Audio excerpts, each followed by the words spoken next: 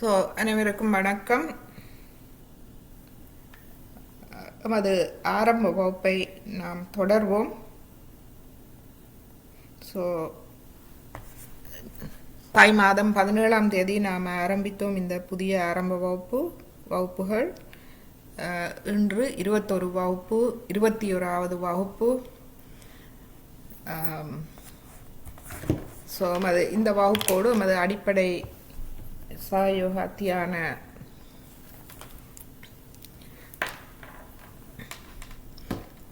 அறிவு, நமக்கு தேவையான தியானத்துக்கு தேவையான அடிப்படை அறிவுகளை நாம் இன்று இந்த 21 வகுப்புகளோடு முடித்த பின்பு, இதற்கு பின்பு நாம் மேலும் சிறிது ஆழமாக செல்வோம்.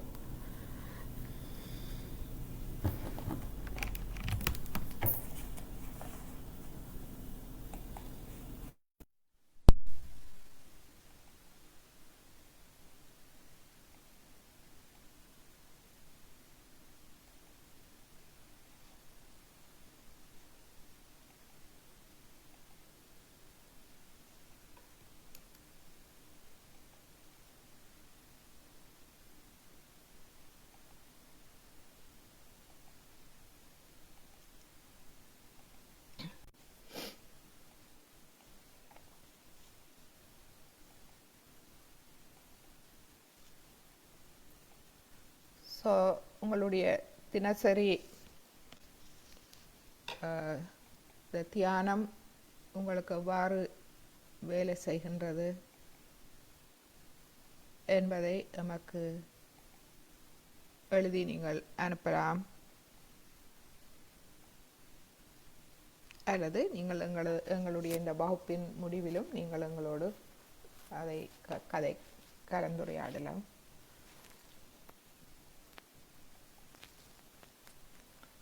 ஸோ இந்த தியானம் நாம் முற்றிலும் சிரமமின்றி இருக்க வேண்டும், இருந்தாலே இந்த தியானம் சிறப்பாக செயல்படும். ஏனென்றால் எமது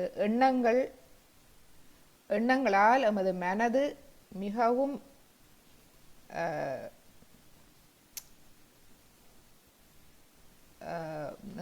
குழப்பப்பட்டிருந்தால் நாம் அமைதி அடைய முடியாது. எனவே எமக்குள் ஆழமாக நாம் செல்ல முடியாது. இந்த எண்ணங்கள் நமது அகங்காரம், மமகாரத்தின் வேலை.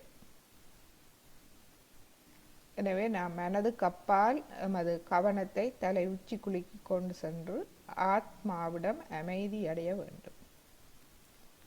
ஆத்மா எமக்கு எண்ணங்களை தராது, எமது மனதை அமைதிப்படுத்தி எமக்கு உள்ளுணர்வு மூலம் எம்மை நல்வழி காட்டுகின்றது ஆத்மா. இதனாலேயே இந்த அமைதி மிகவும் முக்கியமாகின்றது. இந்த அமைதி நிலை தியானம் முக்கியமாகின்றது.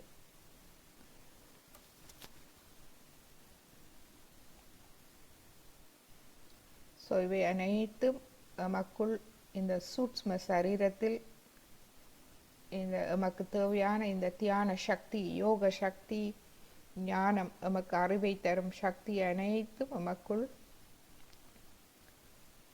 இருக்கின்றது. ஸோ அவற்றை நாம் பயன்படுத்த வேண்டும்.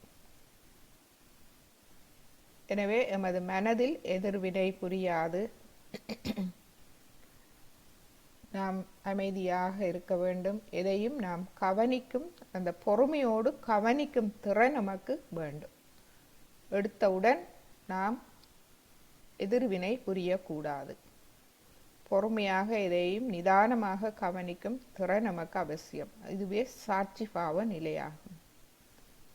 ஸோ வேண்டாதவற்றை இது எனக்கு கூடாது என்றால் உடனடியாக அதை நாம் விட்டுவிட வேண்டும். அந்த அந்த அந்த மன தைரியம் நமக்கு தேவை. ஸோ இவ்வாறு நம்மை முழுமையாக இந்த எங்கும் நிறைந்திருக்கும் இறை சக்திக்கு நம்மை நாம் வெளிப்படுத்த வேண்டும். ஏனென்றால் நாம் இந்த ரெண்டு உண்மை நமக்கு தெரியும். நான் ஒரு தூய ஆத்மா, நான் இந்த பரபிரம்மத்தின் ஒரு அங்கம், தனித்தவன் அல்ல. எனவே இந்த முழுமையே எம்மை கவனித்துக் கொள்கின்றது.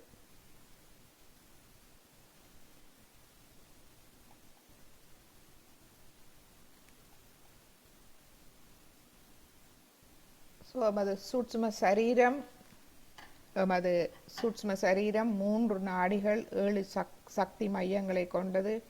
இந்த 7 சக்தி மையங்கள் எமது கைகளில் எங்கிருக்கின்றது என்று பார்த்தோம்.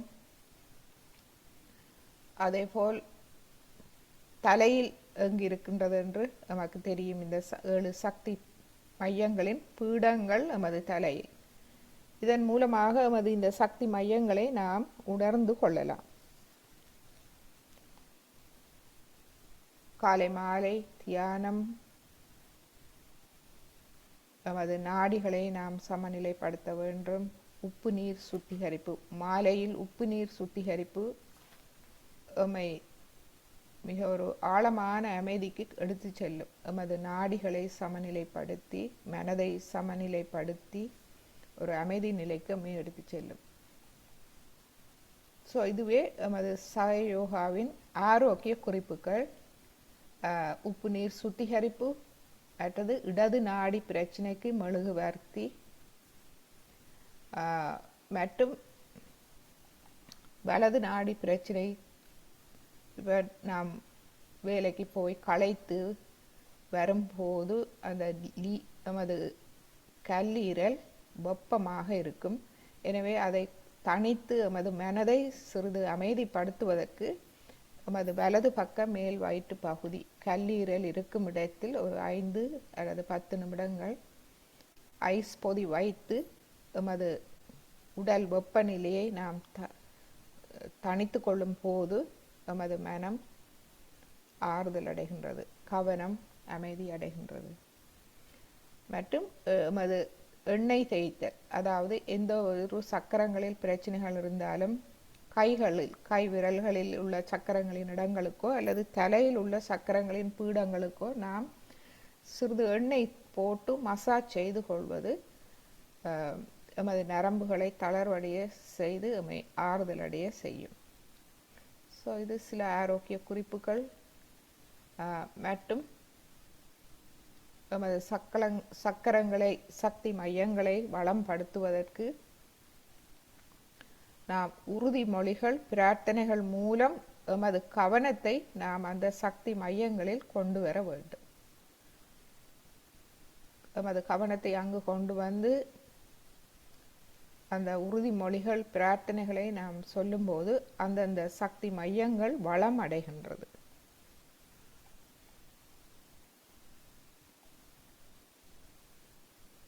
ஸோ ஸ்ரீமாதாஜி சொல்கின்றார்கள், தியானம் செய்வது மிகச்சிறந்த வழி சரணாகதி. சரணாகதி எனும் போது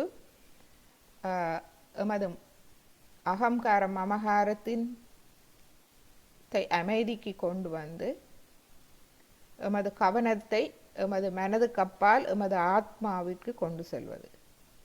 ஸோ அங்கு கொண்டு செல்லும் போது எமக்கு எண்ணங்கள் வராது. அப்போ சிந்தனைகள் இல்லை. சிந்தனைகள் இல்லாத ஒரு விழிப்பு நிலை, இதுவே தியான நிலை.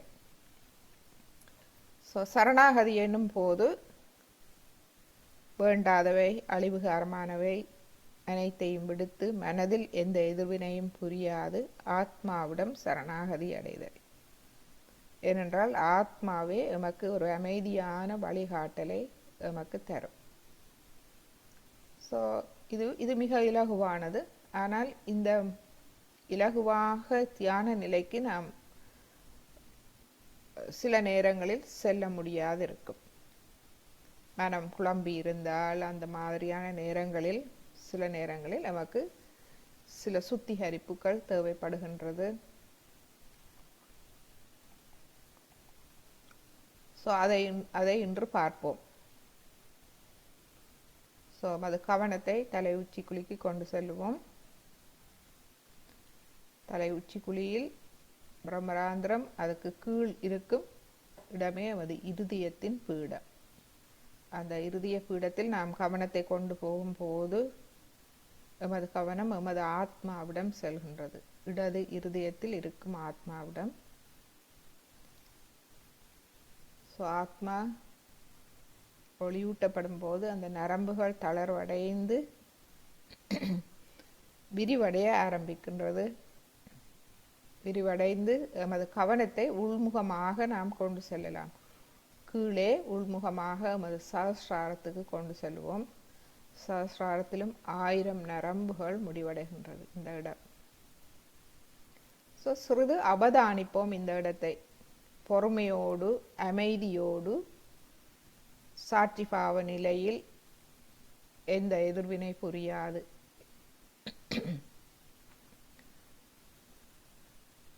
எண்ணங்களை நாம் சரணாகதி செய்து விடுவோம்.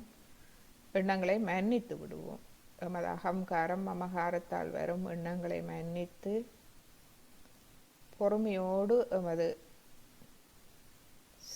கவனத்தை சிரசுக்குள் கொண்டு சென்று அங்கு என்ன நடைபெறுகின்றது என்று அவதானிப்போம்.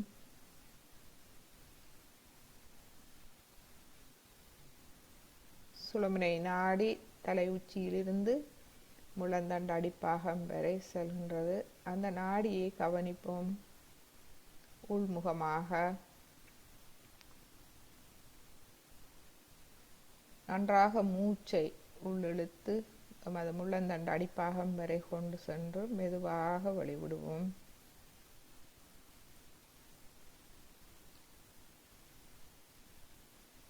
ரெண்டு மூன்று தடவை இந்த மூச்சை எடுத்து ஆழமாக எடுத்து வெளிவிட்ட பின்பு எமது கவனத்தோடு எமது மூச்சு அமைதியடைய விட்டு விடுவோம். சாதாரணமாக மெதுவாக நடைபெறட்டும். எந்த விதமான கஷ்டமும் இன்றி இலகுவாக மனதையும் உடலையும் வைத்து சுவாசம் எமது கவனத்தோடு மெதுவாக அமைதியடையட்டும். சுழுமுனை நாடியில்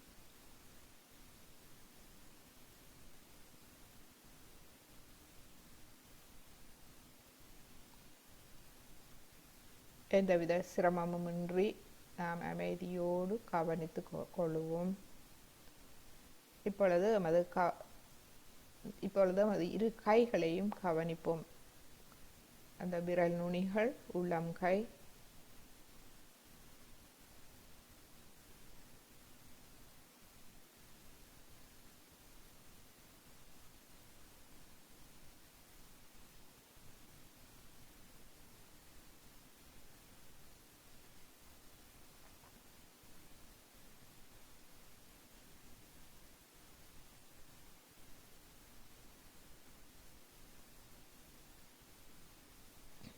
எமது கவனத்தை உள்ளம் கைகளுக்கு கொண்டு செல்லும் போது எமது மனம் அமைதி அடைகின்றதா?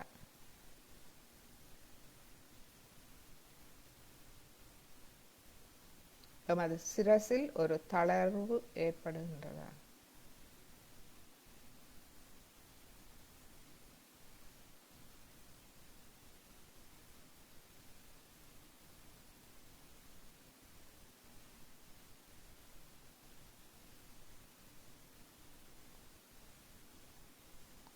இப்பொழுது இந்த எமது கைப்பாதம் எமது கழுத்தில் உள்ள விசுதி சக்கரத்தோடு தொடர்பாக இருக்கின்றது என்றால் அந்த நரம்புகள் விசுதி சக்கரத்திலிருந்து எமது கைகளுக்கு நரம்புகள் செல்கின்றது. எனவே இந்த நரம்பு வழியாக விசுதி சக்கரத்தில் கவனத்தை கொண்டு வருவோம்.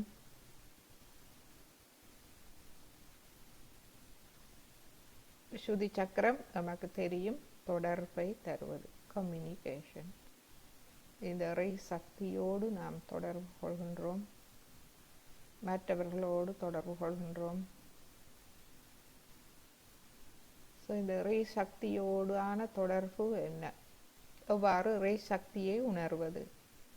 நமது கைகள், தலை உச்சி மூலம் இந்த எங்கும் நிறைந்திருக்கும் இந்த அன்பு சக்தி, இந்த சக்தி என்பது ஒரு அலை.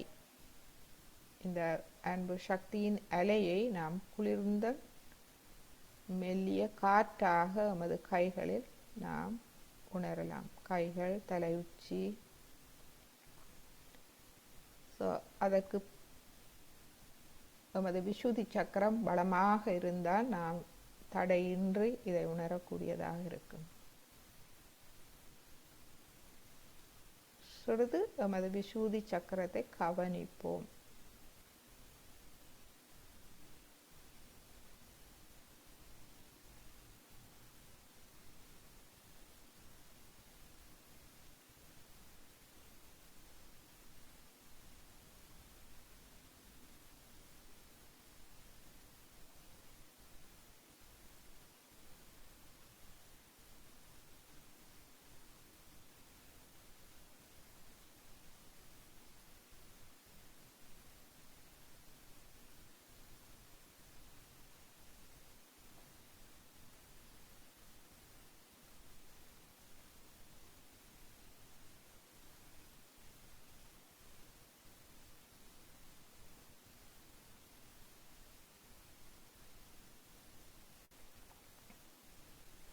பொறுமை மிகவும் அவசியம். பொறுமையோடு நாம் கவனிக்க வேண்டும்.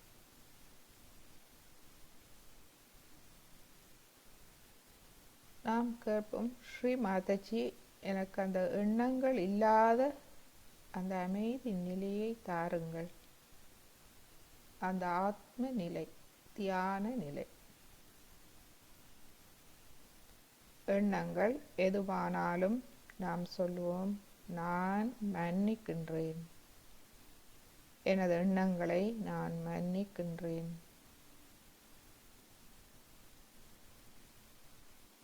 எனது மனதில் இருக்கும் கவலைகளை நான் மன்னிக்கின்றேன், எனது மனதில் இருக்கும் பிரச்சனைகளை நான் மன்னிக்கின்றேன்.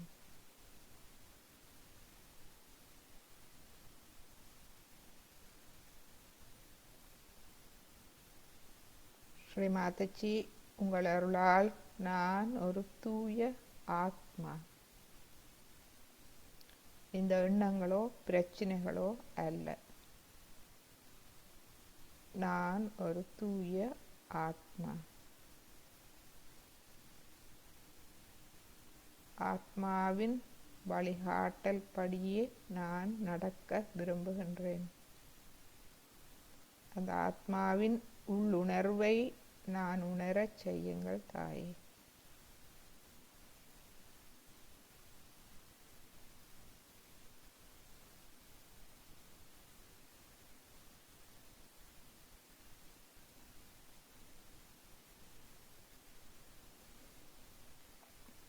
இந்த ஆத்மாவின் உள்ளுணர்வு மிகவும் சக்தி வாய்ந்தது. நமது எண்ணங்களை விட மிகவும் சக்தி வாய்ந்தது. இவ்வாறாகவே மிக பெரிய பெரிய விஞ்ஞானிகள் மிக பெரிய கண்டுபிடிப்புகளை அவர்கள் கண்டுபிடித்தது எண்ணங்களால் அல்ல, இந்த ஆத்மாவின் உள்ளுணர்வின் வழிகாட்டல் மூலமே அவர்கள் பெரிய கண்டுபிடிப்புகளை கண்டுபிடித்தார்கள்.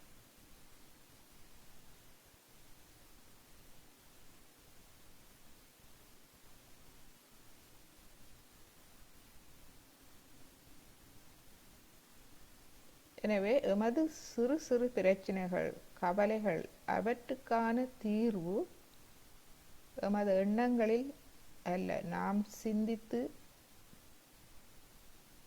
அவற்றை சரி செய்ய முடியாது. ஆத்மாவிடம் நாம் சரணடையும் போது ஆத்மா எம்மை அமைதியான நிலைக்கு எடுத்து சென்று நமக்கு சரியான வழியை காட்டுகின்றது. இதனாலேயே என்ன பிரச்சனை வந்தாலும் நாம் முதலில் செய்ய வேண்டியது தியான நிலைக்கு செல்வது. அந்த பிரச்சனைகளோடு அந்த பிரச்சனைகளை சரணாகதி செய்து தியான நிலைக்கு நம்மை எடுத்து செல்லும் போது நாம் அந்த பிரச்சனைகளில் இருந்து வெளிவருகின்றோம். தீர்வு நமக்கு கிடைக்கின்றது.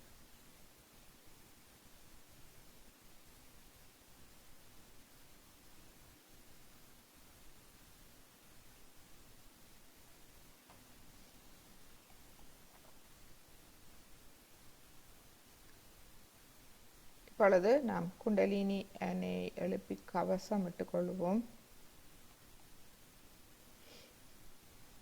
அனைவருக்கும் தெரியும், முதலாவது தடவை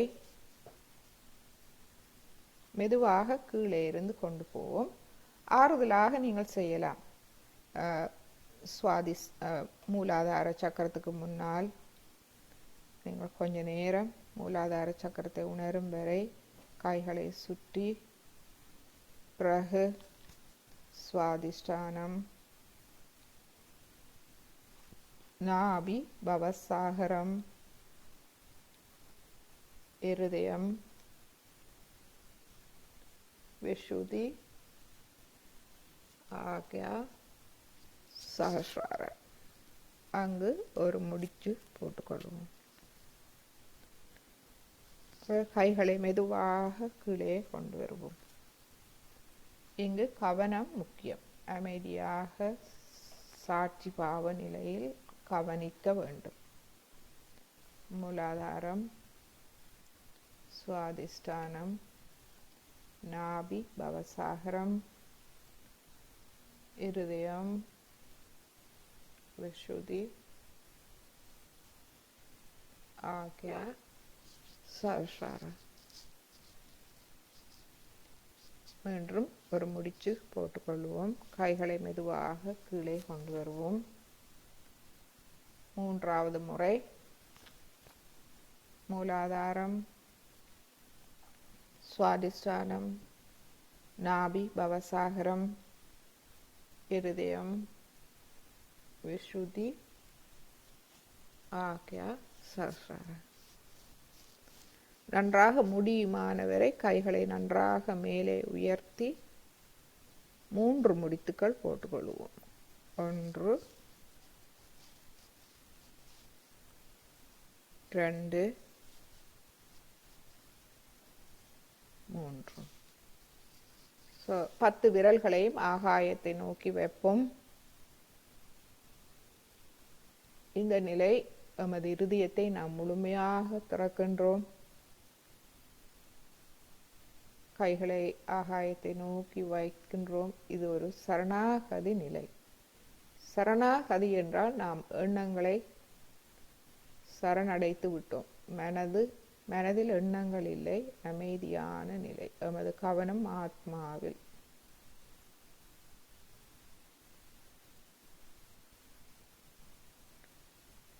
இப்பொழுது கைகளை மெதுவாக நாம் கீழே கொண்டு வருவோம்.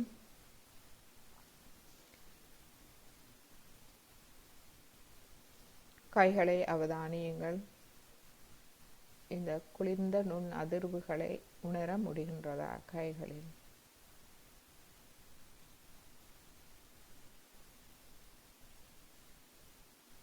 இப்பொழுது கவசம் எடுத்துக்கொள்வோம். இந்த கவசம் எமது ஒவ்வொரு இந்த 7 சக்தி மையங்களின் மூலமாக வெளிப்படும் ஆத்மாவின் நற்பண்புகளே. இந்த நற்பண்புகளே எம்மை கவசமாக இருந்து காப்பாற்றுகின்றது. அதனால் 7 தடவை எடுத்துக்கொள்வோம். மூலாதாரம், சுவாதிஷ்டானம், நாபி, பவசாகரம், இருதயம், விஷுதி, ஆக்யா, சஹஸ்ரார. இப்பொழுது நாம் இரு கைகளையும் கூப்பி எமக்குள் இருக்கும் அனைத்து ஆத்மாவின் நற்பண்புகளையும் வணங்கி, அனைவரிடம் இருக்கும் ஆத்மாவின் நற்பண்புகளையும் வணங்கி, எமது குரு ஸ்ரீமாத்திஜியை வணங்கி தியானத்தை ஆரம்பிப்போம். தியான நிலையை தொடருவோம். இரு கைகளையும் அவதானிப்போம். இப்பொழுது நாம் அந்த அமைதி நிலையில் கைகளில் மேலும் இந்த தெய்வீக நுண் அதிர்வுகளை, அதாவது இந்த தெய்வீக அன்பு சக்தியை நாம் உணர முடிகின்றதா என்று பார்ப்போம்.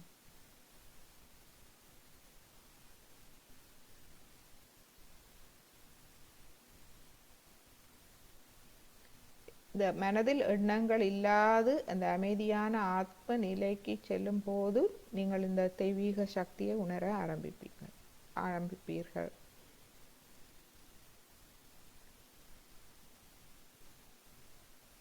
எனவே இதை நாம் உணர்வதை தடுப்பது எண்ணங்கள் மட்டுமே. எனவே எண்ணங்களை நாம் மன்னித்து விட வேண்டும். நான் மன்னிக்கின்றேன். எனது எண்ணங்களை நான் மன்னிக்கின்றேன்.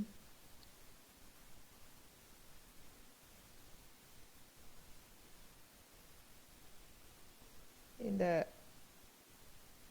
எனது மனது எனக்கு எண்ணங்களை தந்து, ஐடியாக்களை தந்து என்னை திசை திருப்ப முயற்சிக்கின்றது. அதற்கு நாம் இடம் கொடுக்கக்கூடாது, சண்டை பிடிக்கக்கூடாது. எமது மனதோடு அமைதியாக மன்னித்து விடுவோம். மனமே, நான் எனது எண்ணங்கள் அனைத்தையும் மன்னிக்கின்றேன்.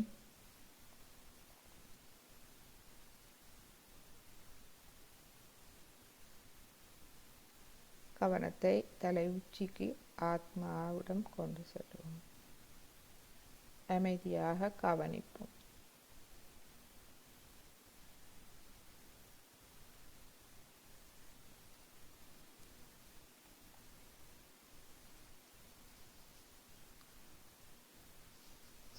எண்ணங்கள் வருபவர்கள், இந்நிலையில் உங்களுக்கு எண்ணங்கள் வந்தால் அது எந்த எண்ணமாக இருக்கின்றது?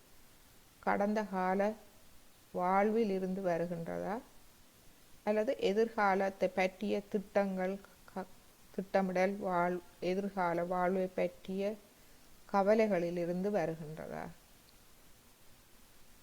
அல்லது சில நேரங்களில் எதிர்மறையான எண்ணங்கள், நமக்கு பயத்தை தரும் எண்ணங்கள், நமக்கு கோபத்தை தரும் எண்ணங்கள், எதுவானாலும் நாம் நமது இந்த மமகாரம், அகங்காரம், நமது இடது நாடி வலது நாடியை சமநிலை செய்வதால் நாம் அவற்றை அமைதிக்கு கொண்டு வர முடியும். ஏனென்றால் இந்த எண்ணங்கள் அனைத்தும் மாயை, சக்தி இல்லாதவை. ஆத்மா ஒன்றே சக்தி வாய்ந்தது. எனவே இடது நாடியை தூய்மைப்படுத்திக் கொள்வோம். இடது நாடி பாதிப்புகள் நாம் முன்பு பார்த்தோம். ஏன் இடது நாடியில் பாதிப்பு வருகின்றது என்றால், கடந்த காலத்து வாழ்க்கை தாக்கங்களிலிருந்து நாம் இன்னமும் விடுபட முடியாது மன சோர்வோடு இருந்தால் இடது நாடி மிகவும் பாதிக்கப்பட்ட நிலையில் இருக்கின்றது என்பதே அதன் அர்த்தம். கடந்த காலத்திலிருந்து நாம் வெளிவர வேண்டும். ஒளி தத்துவம் அதற்கு மிகவும் உதவியாக இருக்கும். மெழுகுதிரி ஒளி. இடது நாடி பிரச்சனை அதிகமாக இருந்தால் உங்கள் இடது கைக்கு முன்னால் ஒரு மெழுகுதிரியை வைத்து, வலது கையை பூமியில் வைத்து தியானிக்கும் போது அதிலிருந்து நீங்கள் பிடிபடலாம். மனம் அமைதி அடையும். இடது கை மடியில் வலது கை பூமியில் வைத்து நாம் அதிகம் சிந்திக்க தேவையில்லை. எளிமையான ஒரு பிரார்த்தனை. ஒவ்வொருவருக்கும் தெரியும் எமது கடந்த கால பிரச்சனைகள் என்ன நம்மை பாதிக்கின்றது என்று. அவற்றை நாம் கேட்போம். தாயே, எடுத்து விடுங்கள். தாயே, எனது இடது நாடியை முழுமையாக தூய்மைப்படுத்தி விடுங்கள். தாயே, எனது கடந்த கால வாழ்வின் கசப்பான அனுபவங்கள், அதனால் ஏற்படும் தாக்கங்கள், கடந்த காலத்தில் எனது பிழையான வாழ்க்கை, தவறான எண்ணங்கள், பிழையான அறிவு, தவறான புத்தகங்கள் படித்ததால் ஏற்பட்ட மனத்தாக்கங்கள், தவறான நபர்களோடு சேர்ந்ததால் ஏற்பட்ட பிரச்சனைகள், அனைத்திலிருந்தும் என்னை விடுவித்து விடுங்கள் தாயே. நான் எனது கடந்த காலத்தை முழுமையாக மன்னிக்கின்றேன். என்னை அவற்றிலிருந்து முழுமையாக விடுவித்து விடுங்கள். எனது தலையில் மமகாரமாக இருக்கும் வேண்டாத பழக்க வழக்கங்கள், மனக்கட்டுப்பாடுகள், மனச்சோர்வு, அறியாமை, சோம்பேறித்தனம் அனைத்தையும் என்னிடமிருந்து எடுத்து விடுங்கள் தாயே. எனது இடது நாடியில் தூய்மையான விருப்பத்தை மட்டும் தந்தருளுங்கள். தூய விருப்பம், தூய விருப்பத்துக்கான மன சக்தி. எனது மன சக்தியை தூய்மைப்படுத்தி தூய விருப்பத்துக்கான சக்தியை எனக்குள் அதிகரித்து தாருங்கள். எனது விருப்பங்கள் தூய்மையாக இருக்க அருள் புரியுங்கள். ஆத்மாவுக்கு நன்மை பயக்கும் தூய்மையான விருப்பங்கள், எண்ணங்கள் எமது இடது நாடியை பலப்படுத்தும்.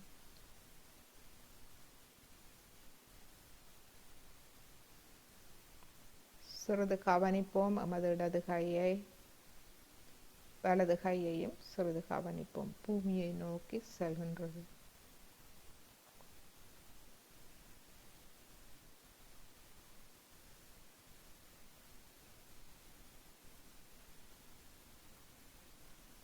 இடது கை விரல் நுனிகள் உள்ளம் கைகளில் நாம் தடையின்றி இந்த தெய்வீக அன்பு சக்தியின் ஓட்டத்தை நாம் உணர முடிகின்றதா? குளிர்ந்த நுண் அதிர்வுகளாக, ஒரு மெல்லிய குளிர்ந்த காற்றாக உணர முடிகின்றதா?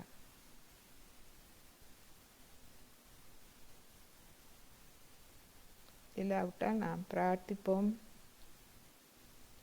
தாயே, எனது கடந்த காலத்தை முழுமையாக மன்னித்து விடுங்கள்.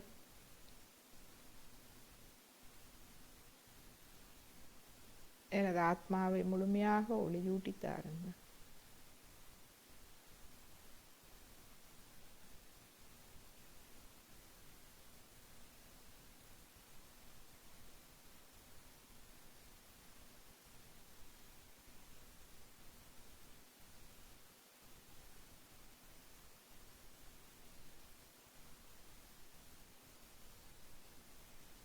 இப்பொழுது எமது இடது கை வலது கையை மடக்கி கொண்டு வருவோம். இப்பொழுது எமது வலது நாடியை தூய்மைப்படுத்துவோம். வலது நாடி பாதிப்பு, பிராணசக்தி, கிரியா சக்தி, எமது மன உடல் தொழிற்பாடுகளுக்கான சக்தி. இவை வேண்டாத சிந்தனைகள், வேண்டாத உடல் செயல்களால் பிரியமாகி எமது வலது நாடியை சோர்வடைய செய்கின்றது. இதனால் எமக்கு மன அழுத்தம் ஏற்படுகின்றது. எதிர்காலத்தை பற்றிய சிந்தனைகள், திட்டமிடல், கவலைகள் இவை எமக்கு மனதில் ஒரு அழுத்தத்தை ஏற்படுத்துகின்றது. இதனால் நாம் கோபம், ஆத்திரம் அடைகின்றோம். எமது அகங்காரம்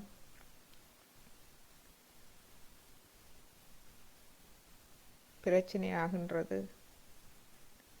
தனித்தவன் என்று பயப்படுகின்றோம். எனது வாழ்வு எனது கையிலேயே, எதிர்காலத்தை பற்றி பயப்படுகின்றோம். ஆனால் நாம் இந்த பரபிரம்மத்தின் ஒரு அங்கம். பரபிரம்மே எம்மை கவனித்துக் கொள்கின்றது, தனித்தவன் அல்ல எனும் போது எமது வலது நாடி பிராணசக்தி, எமது கிரியா சக்தி அமைதி அடைந்து சமநிலைக்கு வருகின்றது. சரணாகதி செய்கின்றோம். சரணாகதி என்றால் எமது எண்ணங்களை அமைதிப்படுத்தி ஆத்மாவிடம் நாம் எம்மை விட்டு விடுகின்றோம், எம்மை கவனித்துக் கொள்வதற்கு. இது எமது வலது நாடியை வெகுவாக அமைதிப்படுத்துகின்றது. வலது கை மடியில். இந்நேரம் வலது நாடி சுத்திகரிப்பைக்கு மேலும் உதவுவதற்கு உப்பு நீர் மிகவும் சிறந்த ஒன்று. உப்பு நீர் சுத்திகரிப்பு ஸோ உப்பு நீரில் நாம் கால்களை வைப்போம். தயாராக இருப்பவர்கள் உப்பு நீரில் கால்களை வையுங்கள்.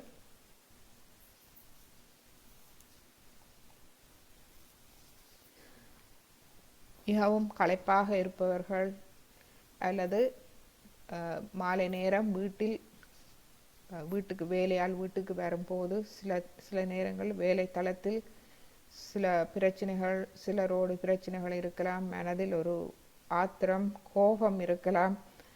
அப்படியெல்லாம் இருந்தால் உடனடியாக நீங்கள் ஒரு சிறு ஐஸ் பொதியை எடுத்து கல்லீரலுக்கு வையுங்கள். அந்த கோபம் அனைத்தும் எல்லாம் தணிந்து மனம் அமைதி அடையும். ஏனென்றால் மற்றவர்களோடு கோபப்படுவதும் அதுவும் ஒரு பொய், மாயையே, வேண்டாத ஒன்று. நாம் ஒன்றும் செய்வதில்லை, அனைத்தும் தெய்வீகமே செய்கின்றது. மன்னித்து தெய்வீகத்திடம் சரணாகதி அடைய வேண்டும். ஸோ வலதுகை மடியில், இடதுகை ஆகாயத்தை நோக்கி. தாயே, எனது வலது நாடியை முழுமையாக தூய்மைப்படுத்தி தாருங்கள். கடந்த கால வாழ்வின் எதிர்கால வாழ்வை பற்றிய பயம், அதீத திட்டமிடல், சிந்தனைகள், கவலைகள்,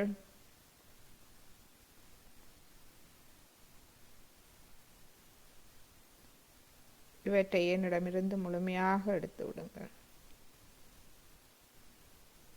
எனக்குள் இருக்கும் மன்னிக்க முடியாத தன்மை, அகங்காரம், கோபம், வெறுப்பு, சினம், இது என் மீது இருக்கலாம், மற்றவர்கள் மீது இருக்கலாம். அவை அனைத்தையும் என்னிடமிருந்து எடுத்து விடுங்கள் தாயே. எனது சுவாசத்தை எனது கவனத்தோடு ஒன்றாக்கி அமைதியடைய செய்து எனது பிராண சக்தியை அதிகரித்து தாருங்கள். அமைதியான சுவாசம் மூலமே நாம் ஆக்சிஜனை முழுமையாக நமக்குள் எடுத்துக்கொள்ள முடியும். இதனால் நமது பிராண சக்தி வளமடையும். இது நமது கிரியா சக்தியை வளமடைய செய்யும் நமது வலது நாடியில். எனவே வேண்டாத எண்ணங்கள், கவலைகள், பிரச்சனைகள் அனைத்தையும் விடுத்து மனதில் இருக்கும் அகங்காரம், கோபம், வெறுப்பு, சினம், ஆணவம் அனைத்தையும் சரணாகதி செய்து நமது வலது நாடியை வளம்படுத்துவோம். தாயே, எனது வலது நாடியை வளம்படுத்தி தாருங்கள். வலது நாடி வளமடையும் போது நமது கவனம் தூய்மை அடைகின்றது.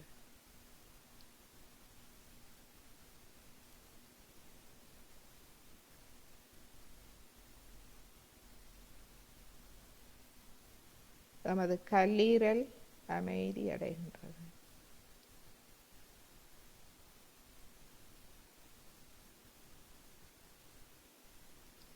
நமது வலது கை உள்ளம் கை விரல்களை அவதானிப்போம். இடது கை ஆகாயத்தை நோக்கி செல்கின்றது. தாயே, எனது வலது நாடியில் இருக்கும் வேண்டாத அனைத்தையும், எதிர்மறை சக்திகள் மற்றும் அதீத வெப்பம் அனைத்தையும் என்னிடமிருந்து அகற்றி விடுங்கள்.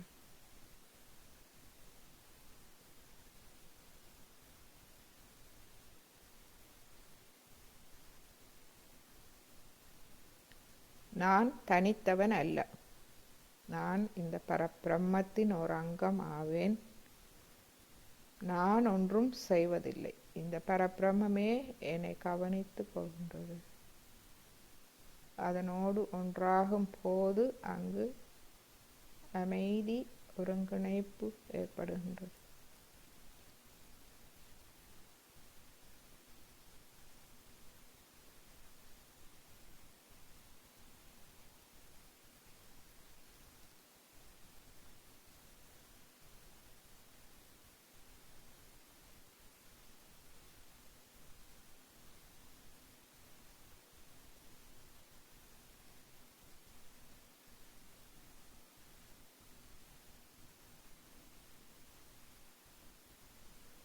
இப்பொழுது எமது கை இடது கையை மடக்கி கொண்டு வருவோம்.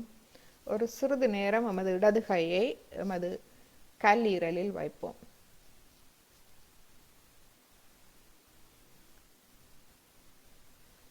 குண்டலினி தாயே, எனது கல்லீரலுக்கு வாருங்கள்.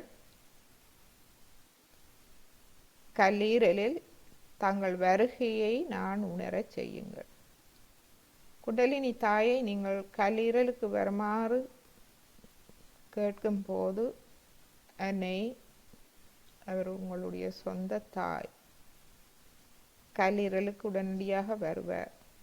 அந்த வருகையை எவ்வாறு உணர்வது? உங்கள் கல்லீரல் குளிர்ச்சி அடைவதை நீங்கள் உணரலாம். குண்டலினி தாயின் வருகையை கல்லீரலில் நாம் குளிர்ச்சியாக உணரலாம். எனவே பொறுமையாக அமைதியோடு நாம் அன்னையின் வருகைக்காக காத்திருப்போம். பொறுமையோடு அமைதியாக.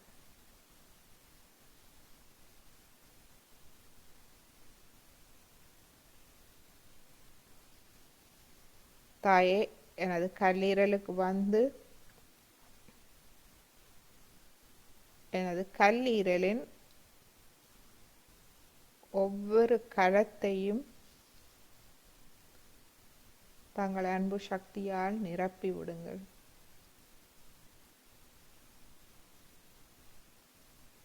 எனது கல்லீரலின் அனைத்து தொழிற்பாடுகளையும் சீரமைத்து தாருங்கள். எனது கூடாத உணவு பழக்க வழக்கங்களால் நான் எனது கல்லீரலை பாதித்திருப்பேன். வேண்டாத சிந்தனைகள், கவலைகளால் கல்லீரல் பாதிக்கப்பட்டிருக்கும். அவற்றிற்காக என்னை மன்னித்து எனது கல்லீரலை சரி செய்து தாருங்கள். அன்பால் நிரப்பி விடுங்கள்.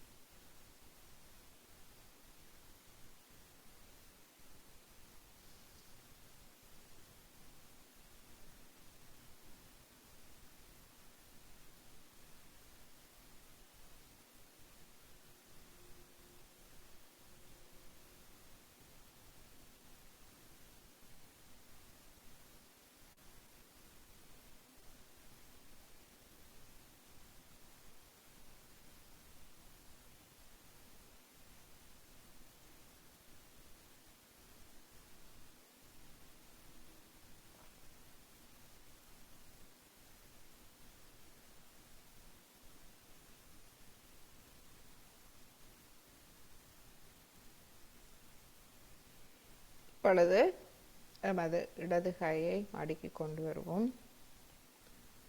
எமது நடு நாடியை நாம் கவனிப்போம். நடு நாடி தானாக இயங்கும் சக்தி. இடது வலது நாடியை நாம் சமநிலைப்படுத்தும் போது நடு நாடி தானாக இயங்க ஆரம்பிக்கின்றது. தாயே, எனது நடு நாடியை முழுமையாக ஒளியூட்டி தாருங்கள். சுஷும்ன நாடி, சுஷும்ன நாடியில் இயங்கும் ஞான சக்தி, யோக சக்தியை எனக்கு அதிகரித்து தாருங்கள். யோக சக்தி நமது ஆத்மாவோடு நாம் இணையும் சக்தி.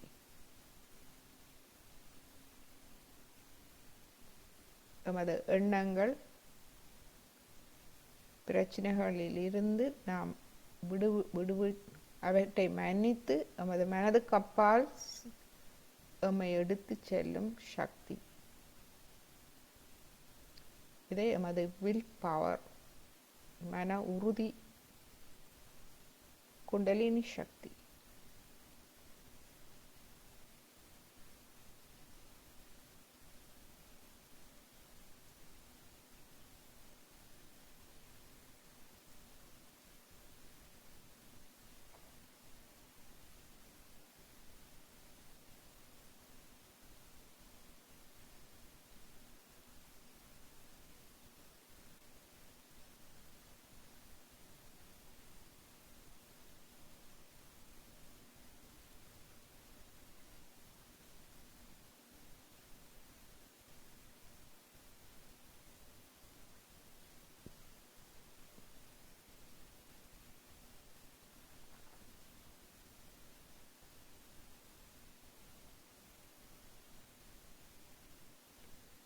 குண்டலினி எண்ணெயை மேலும் எமது சஹஸ்ராரத்துக்கு கொண்டு வருவதற்கு எமது வலது கையை தலை உச்சிக்குழிக்கு மேல் ஒரு 2 அங்குல உயரத்தில் வைத்து சிறிது நேரம் கவனிப்போம்.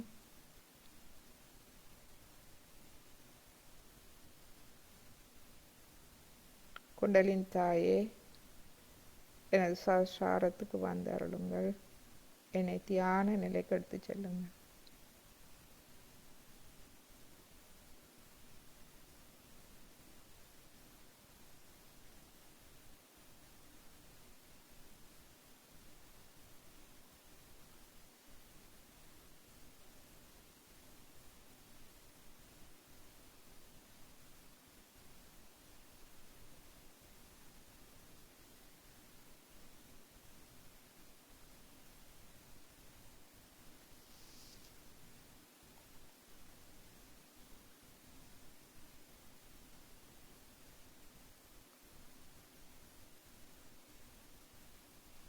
மந்திரம்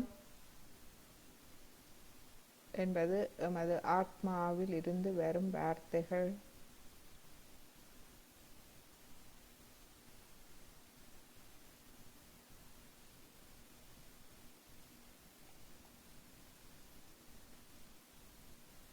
அமைதி நிலைக்கு எடுத்து செல்லக்கூடியவை. அனைத்து உறுதிமொழிகள் சமஸ்கிருத மந்திரங்களுக்கு சமமானவை. அந்த உறுதிமொழிகளுக்கு சமமாக சமஸ்கிருத மந்திரங்கள் அமைதி நிலைக்கு எடுத்து செல்லும்.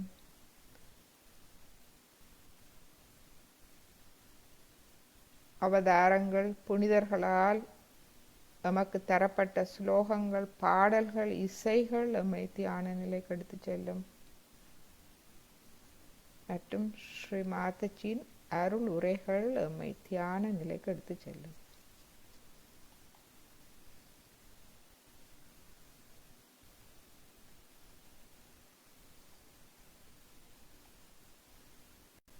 என்று நாம் அவ்வாறான ஒரு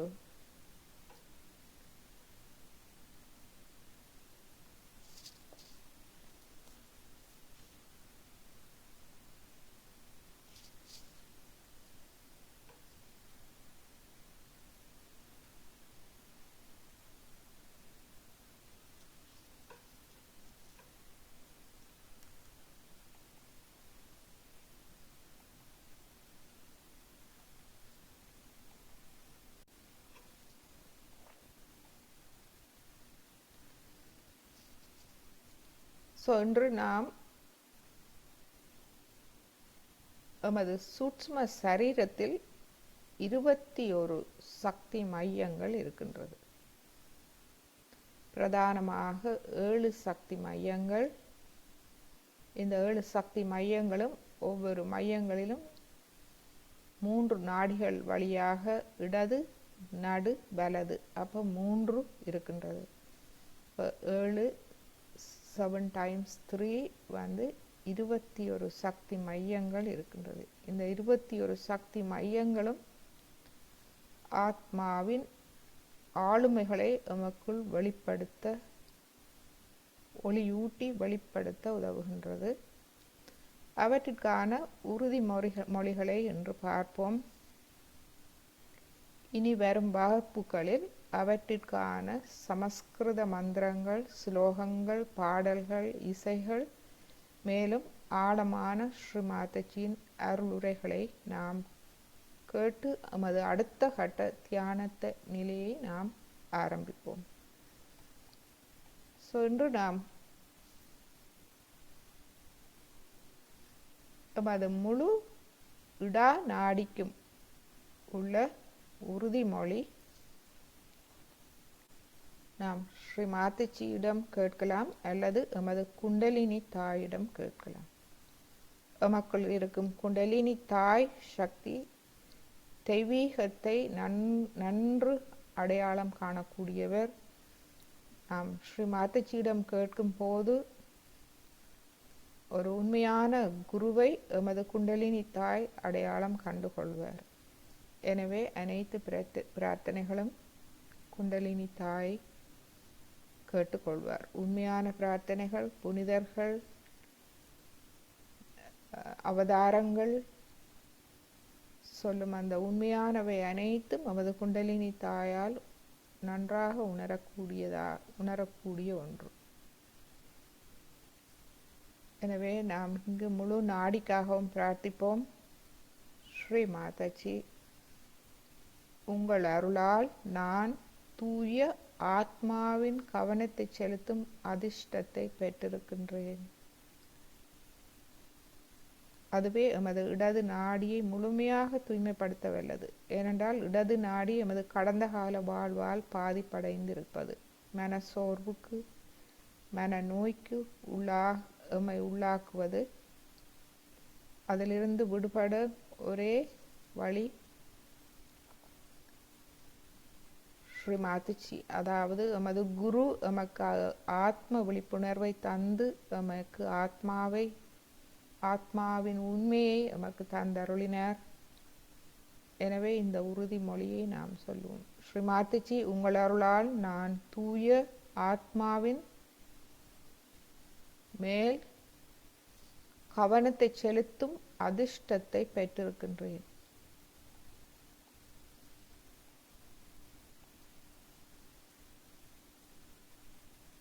நமது இடது நாடிக்குரிய பிரார்த்தனை. இந்த பிரார்த்தனையின் பின்பு அவதானியுங்கள் என்ன மாற்றம் நடைபெறுகின்றது உங்களுக்குள். நாம் ஒரு அதிர்ஷ்டசாலிகள். எமது ஆத்மாவின் மீது கவனத்தை வைக்கும் அதிர்ஷ்டத்தை நாம் பெற்றிருக்கின்றோம்.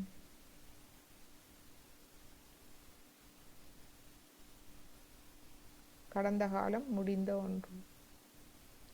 இப்பொழுது வலது நாடிக்கான பிரார்த்தனை.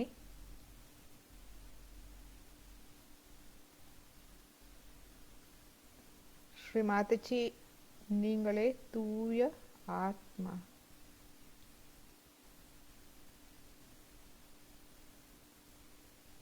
இடது நாடி தன் நம்பிக்கை, வலது நாடி தெய்வீகத்தில் நம்பிக்கை.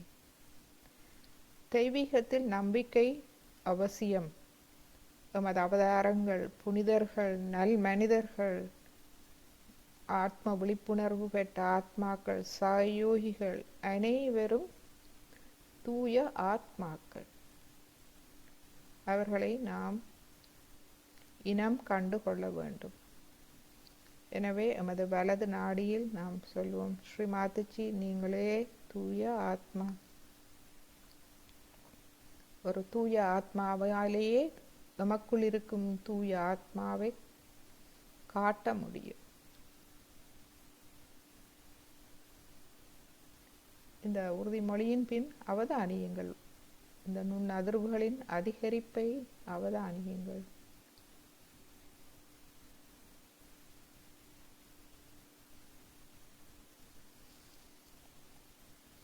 இப்பொழுது எமது மூலாதார சக்கரத்துக்குரிய உறுதிமொழிகள். எமது நடு மூலாதாரம். தாயே, என்னை குழந்தை தன்மையுடன் வைத்திருங்கள். இன்னசென்ஸ். நான் குழந்தை போல் கள்ளம் கபடம் சூதுவாதில்லாத, ஒளிவு மறைவில்லாத ஒரு குழந்தை உள்ளத்தோடு என்னை வைத்திருங்கள் தாயே.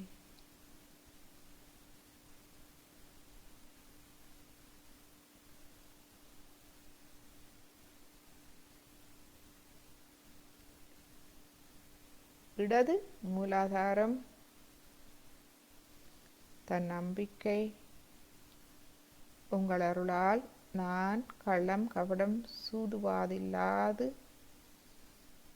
குழந்தை போல் இருக்கின்றேன்.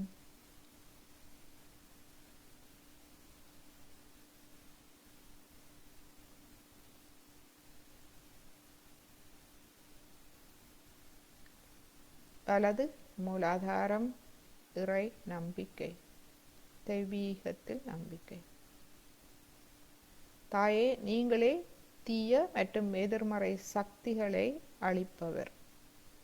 எனக்குள் இருக்கும் தீய சக்திகள், வெளியிலிருந்து என்னை பாதிக்கும் தீய சக்திகள் அனைத்திலிருந்தும் எனது நன்மையை பாதுகாப்பவர் தாங்களே.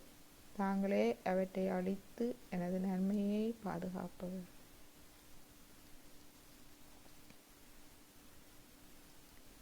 எனது குழந்தை தன்மையை பாதிக்கும் அனைத்தையும் அழித்து என் நன்மையை பாதுகாப்பவர் தாங்களே.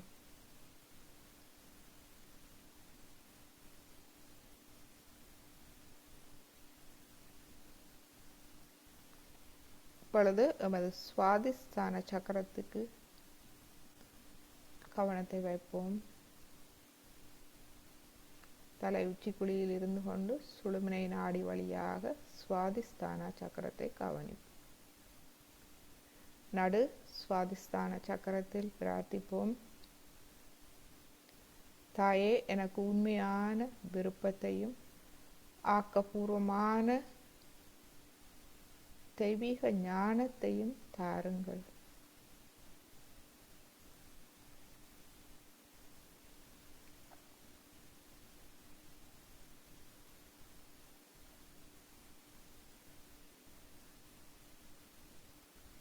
எமது இடது சுவாதிஸ்தானம் தன் நம்பிக்கையோடு சொல்லுவோம்.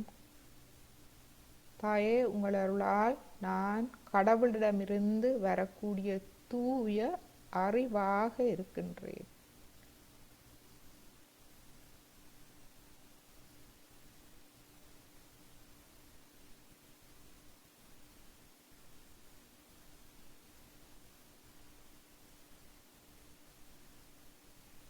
அமைதியாக இந்த உறுதிமொழிகளை ஒவ்வொன்றாக சொல்லி நாம் உம்மை கவனிப்போம். வலது சுவாதிஸ்தானம்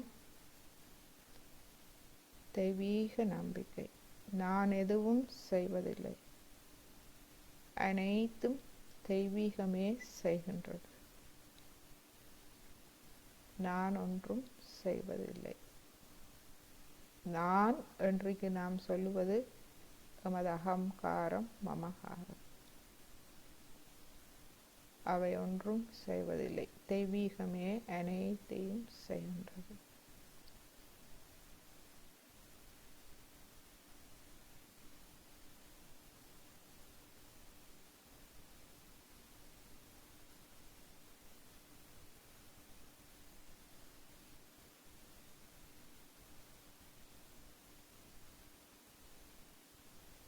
இப்பொழுது எமது கவனத்தை நாபி சக்கரத்துக்கு எடுத்து செல்லுவோம்.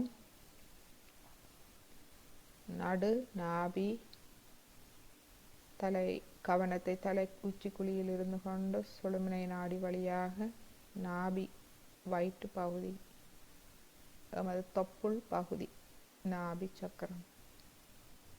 இதில் பிரார்த்திப்போம். தாயே, என்னை திருப்தி அடையுமாறு செய்யுங்கள். இந்த உலக வாழ்வில் திருப்தி அடையுமாறு செய்யுங்கள். எனக்கு நிறைவான வாழ்க்கையை தாருங்கள். மன நிறைவான வாழ்க்கையை தாருங்கள்.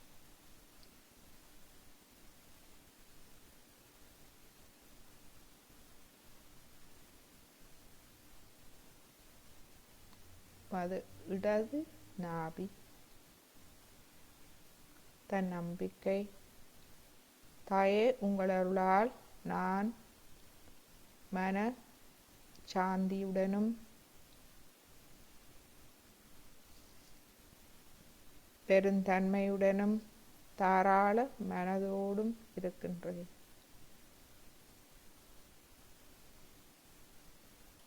எனது மனதில் அமைதி, மன நிறைவு,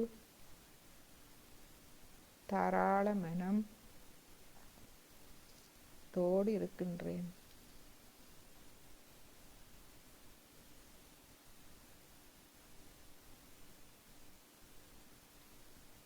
வலது நாபி தெய்வீகத்தில் நம்பிக்கை.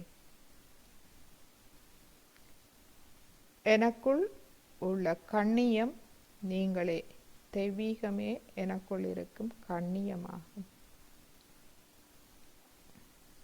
இந்த தெய்வீகம் எமது குண்டலினி தாய், எமது குரு ஸ்ரீ மாதாஜி, அனைத்து அவதாரங்கள், புனிதர்கள், ஆத்ம விழிப்புணர்வு பெற்ற ஆத்மாக்கள், இவர்களே எமது கண்ணியமாகும். நீங்களே எனது பணப்பிரச்சினை, குடும்ப பிரச்சினை எல்லாவற்றையும் கவனித்து அவற்றை தீர்த்து எனது நன்மையை பாதுகாக்கின்றீர்கள்.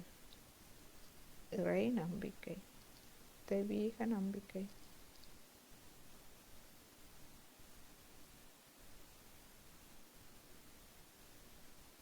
நீங்களே எனது அனைத்து பிரச்சனைகளையும் கவனித்துக் கொள்பவர் தாங்களே. நான் ஒன்றும் செய்வதில்லை.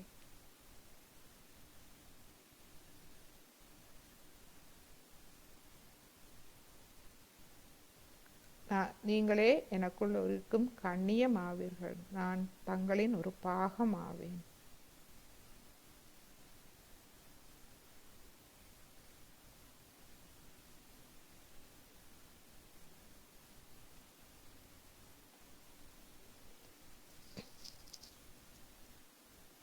இப்பொழுது பவசாகரம் எமது நாபியை சுற்றி இருக்கும் பகுதி பவசாகரம்.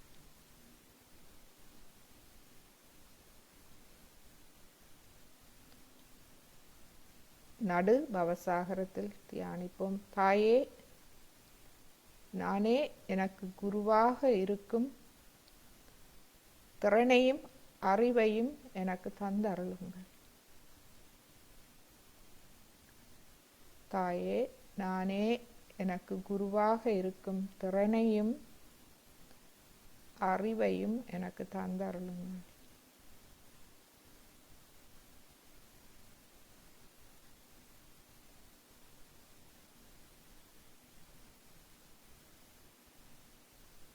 இடது பவசாகரம் தன் நம்பிக்கையோடு சொல்லுவோம். தாயே, உங்களால் நானே எனது குரு.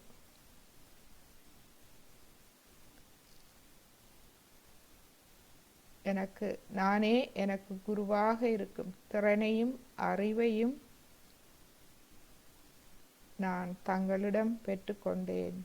நானே எனக்கு குருவாக இருக்கின்றேன். என்னை நான் முழுமையாக அறிந்து எனது பிழைகளை திருத்தி சீர் செய்து முன்னேற்றும் திறனும் அறிவும் நான் பெற்றுக்கொண்டேன்.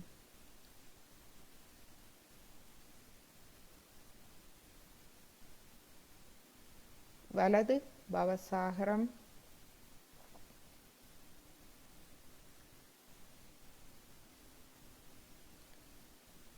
இதில் தெய்வீக நம்பிக்கை.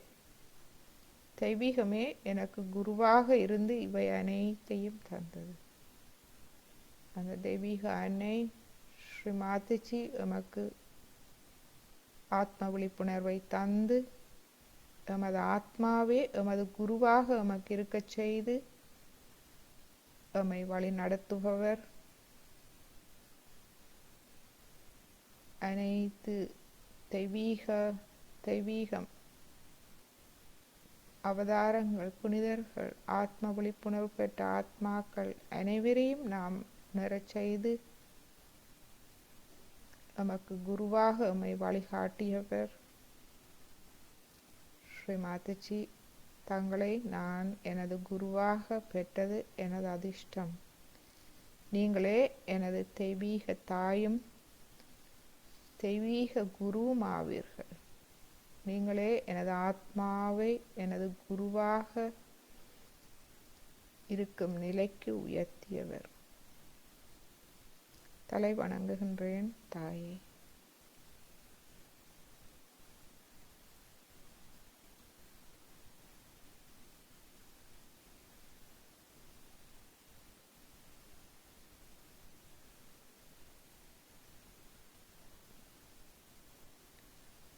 என்னையும் குரு நிலைக்கு உயர்த்தியவர் தாங்களே.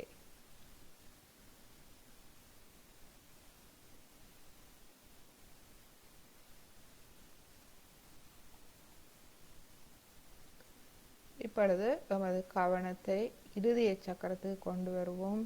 தலை உச்சிக்குழியில் இருந்து கொண்டு சுழுமுனை நாடி வழியாக இருதயம், நடு இருதயம், வலது இருதயம், இடது இருதயம், இருதய பகுதி. தாயே, எனது இருதயத்துக்கு வாருங்கள். தாயே, தங்கள் வருகையை நான் உங்கள் அன்பு அந்த குளிர்ந்த நுண் அதிர்வுகளாக உணர எனக்கு அருள் புரியுங்கள். எனது இருதயம் முழுவதும் தங்கள் அன்பால் நிரப்பி விடுங்கள் தாயே.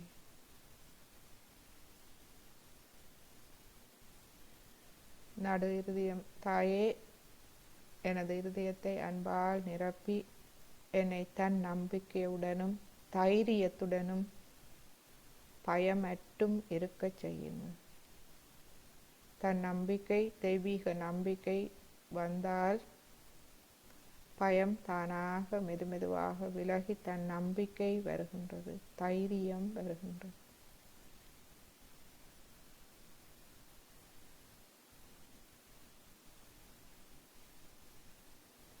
இதுவே எமது நோய் எதிர்ப்பு சக்தியாகும். இது நோயை மட்டும் எதிர்க்க வல்லதல்ல, நோயை உடல் நோய்களையும் எதிர்க்கின்றது, மனநோய் மற்றும் எமது அனைத்து பலவீனங்களுக்கும்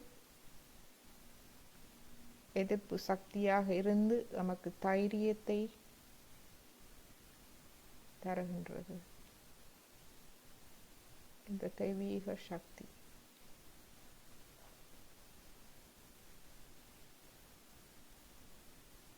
அனைத்து தீய சக்திகளுக்கும் எதிராக நமக்கு தைரியத்தை தருகின்றது. இந்த தைரியம்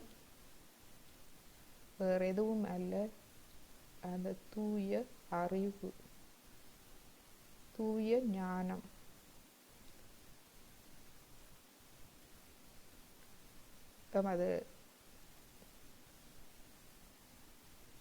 எமக்குள் இருக்கும் அறியாமை, முட்டாள்தனம் அனைத்தும் விலகும் போது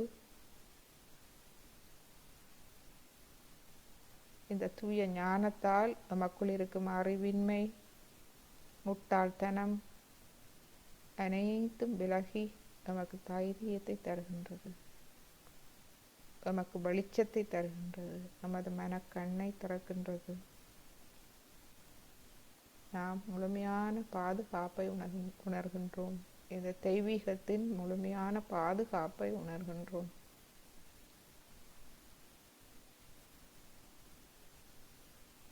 நமது இடது இருதயத்தில் பிரார்த்திப்போம். தாயே, உங்கள் அருளால் நான் ஒரு தூய ஆத்மா. எனது ஆத்மாக்கு எதிராக ஏதும் தவறுகள் செய்திருந்தால் என்னை மன்னித்து விடுங்கள்.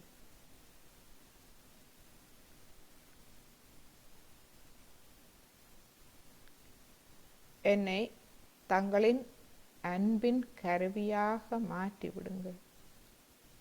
எனது இருதயம் மூலமாக தங்கள் அன்பு வெளிப்பட செய்யுங்கள். நான் அன்பின் கருவியாக இருக்க எனக்கு அருள் புரியுங்கள்.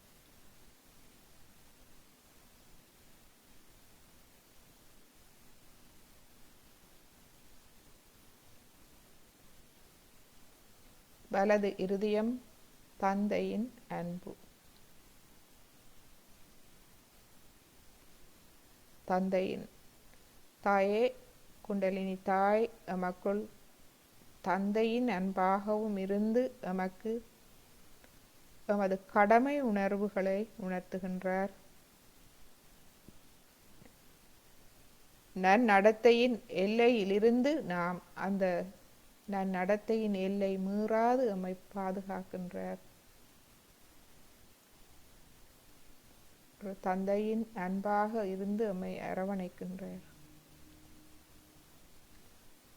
தாயே, நீங்களே எனக்குள் உள்ள பொறுப்புணர்வு, கடமை உணர்வு ஆவீர்கள்.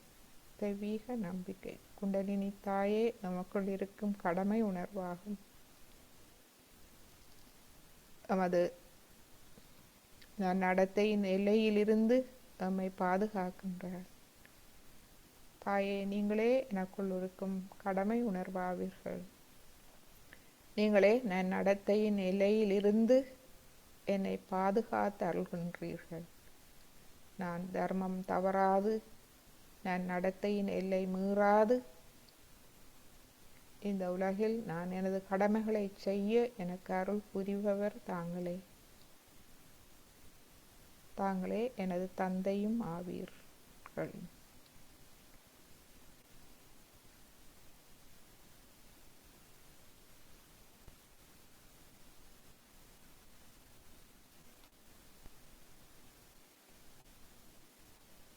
இப்பொழுது எமது கவனத்தை விசுதி சக்கரத்துக்கு எடுத்து செல்வோம்.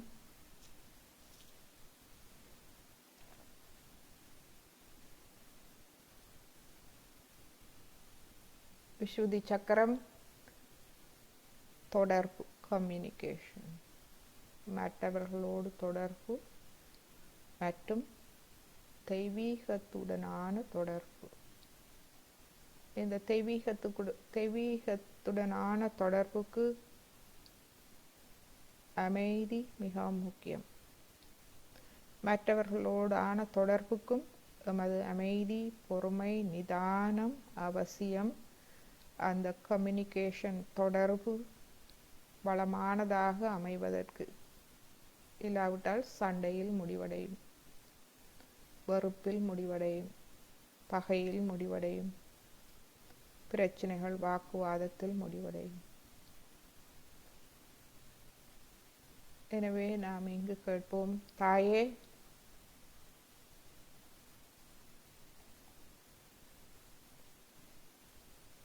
எனக்கு பற்றற்ற சாட்சி பாவ நிலையை தந்தருளுங்கள். அதாவது நான் பொறுமையாக அமைதியாக எதையும் கவனிக்கும் திறன், இந்த சாட்சி பாவ நிலையை எனக்கு தந்தருளுங்கள். என்னையும் பரபிரம்மத்தின் ஒரு பகுதியாக மாற்றிவிடுங்கள்.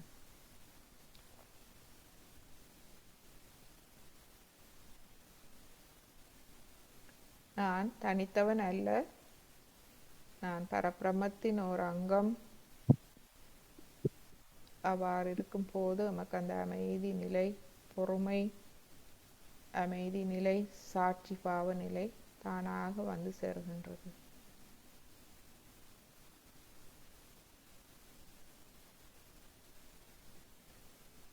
இப்பொழுது நமது கவனத்தை இடது விசுதிக்கு கொண்டு செல்வோம்.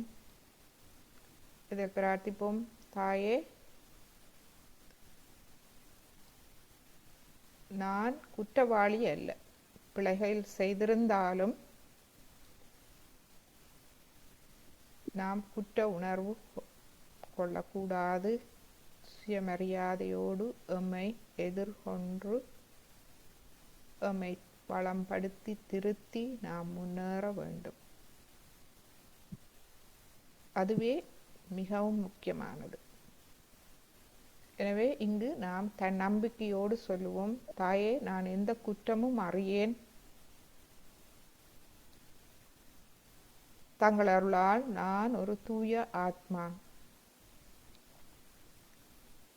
நான் என்னை எதிர்கொள்வேன், என் பிரச்சனைகளை கண்டறிவேன், என் குறைகளை கண்டறிவேன். அவற்றை தன் நம்பிக்கையோடும் தைரியத்தோடும் நான் என்னை திருத்தி முன்னேறுவேன்.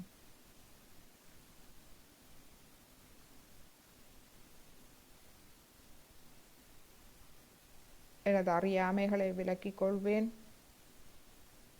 எனவே எனக்குள் எந்த ஒரு குற்றமும் நான் அறியேன் தாயே.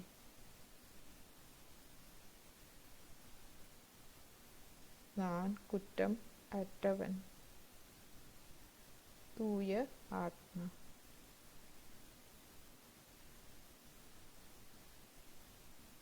அதுவே எனது சுய மரியாதை. இப்பொழுது வலது விசுதி சக்கரத்தில் கவனத்தை வைப்போம். மற்றவர்களை நான் முழுமையாக மதிக்கின்றேன் தாயே. நான் இந்த பரபிரம்மத்தின் ஒரு அங்கம். ஒவ்வொருவரும் இந்த பரபிரம்மத்தின் ஒரு அங்கம்.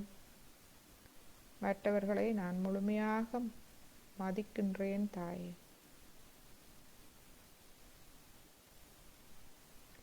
நீங்களே எனது இனிமையான வார்த்தைகளுக்கும் செயல்களுக்கும் காரணமாக இருக்கின்றீர்கள். நான் மற்றவர்களை முழுமையாக மதிக்கின்றேன். எனது பேச்சு, உடை, நடை, பாவனை, செயல்கள் அனைத்தும் மற்றவர்கள் அவர்களுடைய ஆத்மாவை உணரும்படியாக இருக்கட்டும். தங்கள் அருளால்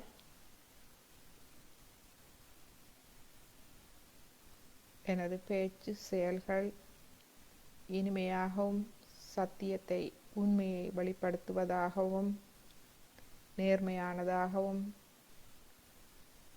கள்ளம் கபடம் சூதுவாதில்லாது ஒளிவு மறைவில்லாது தூய்மையானதாகவும் இருக்க எனக்கு அருள் புரியுங்கள். நான் பேசும் போது மற்றவர்களின் இருதயத்தில் அவர்கள் தங்களுடைய ஆத்மாவை உணரும்படியாக இருக்க செய்யுங்கள் தாயே.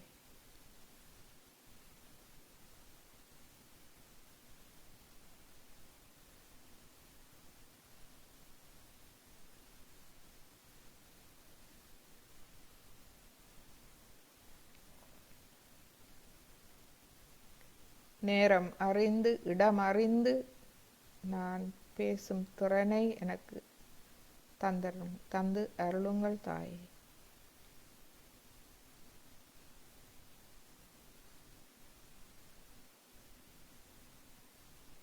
இப்பொழுது நமது கவனத்தை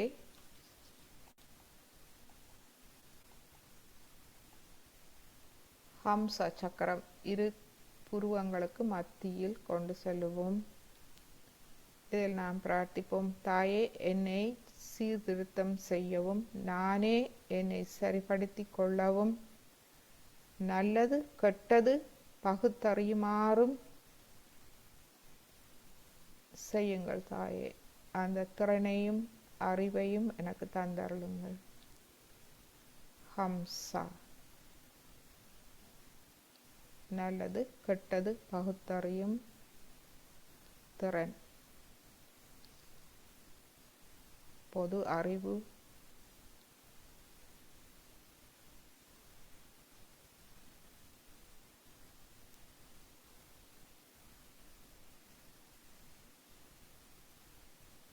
இப்பொழுது நமது கவனத்தை ஆகிய சக்கரத்துக்கு எடுத்து செல்வோம்.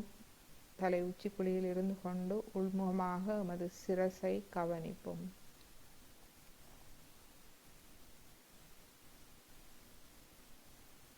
எனக்கு மன்னிக்கும் சுபாவத்தையும் அன்பு பணிவையும் தியாக மனப்பான்மையையும் எனக்கு தந்தருளுங்கள் தாயே.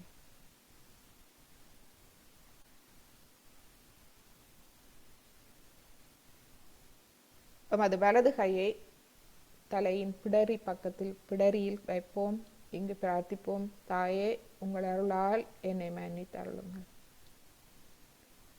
என்னோடு தொடர்பான அனைத்து கர்மாக்களையும் மன்னித்து விடுங்கள். எனது நாட்டின் கர்மாக்களை மன்னித்து விடுங்கள் தாயே. எனது முன்னோர்களின் கர்மாக்களை மன்னித்து விடுங்கள் தாயே.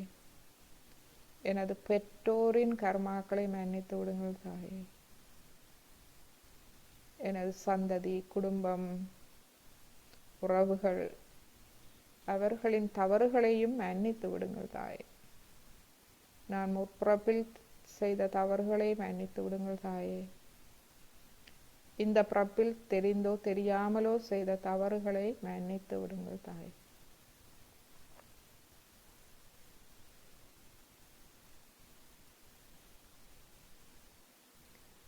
யாரோ ஒருவர் இவற்றுக்கெல்லாம் மன்னிப்பு கேட்டே ஆக வேண்டும். எனவே நாம் ஒவ்வொருவரும் எமது 7 தலைமுறைக்கு நாம் மன்னிப்பு கேட்போம். தாயே, மன்னித்து விடுங்கள். இந்த மனித குலத்தை முழுமையாக மன்னித்து விடுங்கள். இந்த கர்ம சுழற்சி பாவங்கள் அனைத்திலிருந்தும் விடுவித்து விடுங்கள் தாயே. என்னையும் விடுவித்து விடுங்கள் தாயே.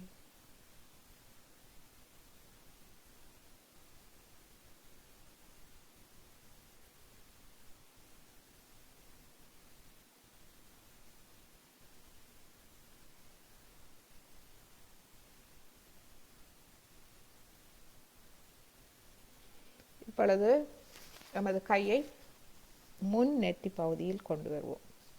நமது வலது கையை முன் நெற்றி பகுதியில் நாம் சொல்லுவோம், நான் எல்லோரையும் மன்னிக்கின்றேன். நான் மற்றவர்களின் அத்துமீறல்களை மன்னிக்கின்றேன். அதுபோல் எனது அத்துமீறல்களையும் மன்னித்தருளுங்கள் தாயே. உங்கள் அருளால் என்னை எப்பொழுதும் உங்கள் கவனத்தில் வைத்திருங்கள். நாம் தெய்வீகத்தின் கவனத்தில் இருக்கும் போது நாம் தவறுகள் செய்ய மாட்டோம். நாம் பாதுகாப்பாக இருப்போம். தாயே, நான் அனைவரையும் மன்னிக்கின்றேன். மற்றவர்களின் அத்துமீறல்கள் அனைத்தையும் நான் மன்னிக்கின்றேன். அதுபோல் எனது அத்துமீறல்களையும் தவறுகளையும் மன்னித்தருளுங்கள். தாயே, என்னை எப்பொழுதும் உங்கள் கவனத்தில் வைத்திருங்கள். குண்டலினி தாயே, நீங்கள் எனது கவனத்தில் வந்து எனது கவனத்தில் எப்பொழுதும் இருங்கள் தாயே.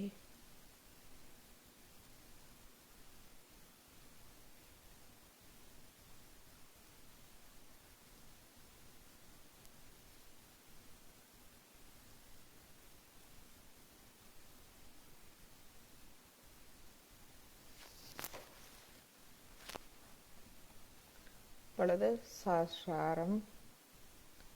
எமது வலது கையை சஹஸ்ராரத்தில் தலை உச்சியில் வைப்போம். உள்ளம் கையை வைப்போம். எனக்கு ஆத்ம விழிப்புணர்வை கொடுங்கள் தாயே. எனது சிரசில் அமைதியை தந்து எனது ஆத்ம விழிப்புணர்வை நிலைநாட்டி தாருங்கள்.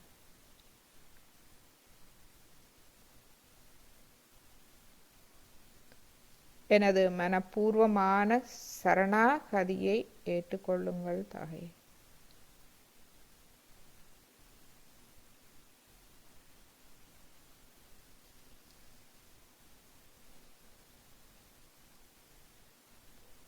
நான் எனது ஆத்மாவிடம் சரணடைய எனக்கு அருள் புரியுங்கள் தாயே.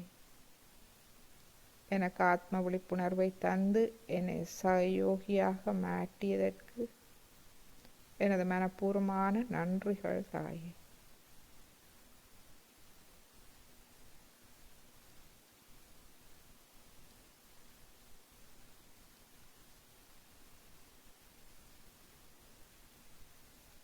இப்பொழுது எமது இடது சஹஸ்ராரத்தில் நாம் தன் நம்பிக்கையோடு சொல்லுவோம், தாயே, உங்கள் அருளால் நான் எனது வைராக்கியத்திலிருந்து பாதுகாக்கப்படுகின்றேன்.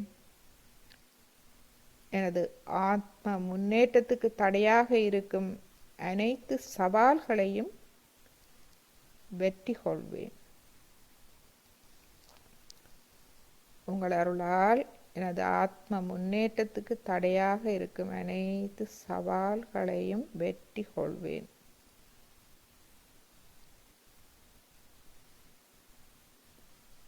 இப்பொழுது வலது சஹஸ்ராரத்தில் சொல்லுவோம், தெய்வீகத்தில் நம்பிக்கை. தாயே, நீங்களே எனது முன்னேற்றத்துக்கு தடையாக உள்ள சவால்களை நீக்கி வெற்றி அளிக்கிறீர்கள். நீங்களே அந்த வெற்றியாகும். தங்களோடு இருந்தால்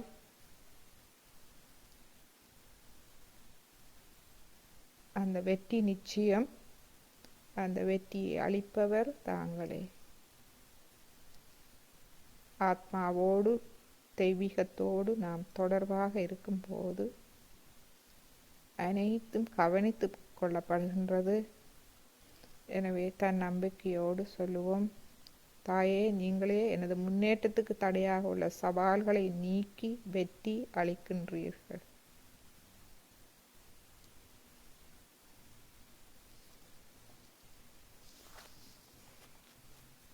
இப்பொழுது கையை ஒரு 2 அங்குல உயரத்துக்கு உயர்த்துவோம். நமது வலது கையை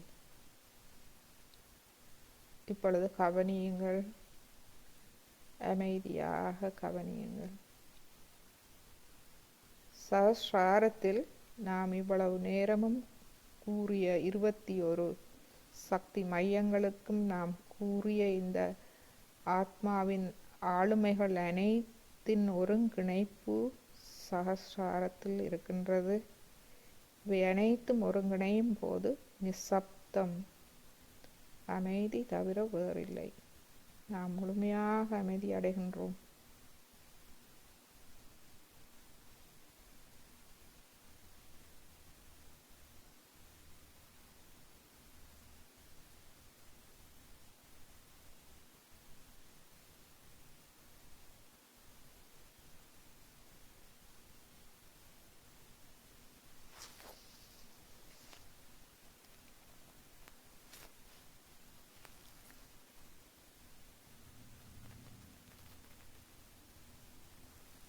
இப்பொழுது கையை கீழே, இரு கைகளையும் இறுதிய மட்டத்தில் வைத்து சிறிது நேரம் தியானிப்போம். இது எங்கும் நிறைந்திருக்கும் இந்த பிரபஞ்சத்தின் நிசப்தம், அமைதியோடு நாம் ஒன்றாவோம்.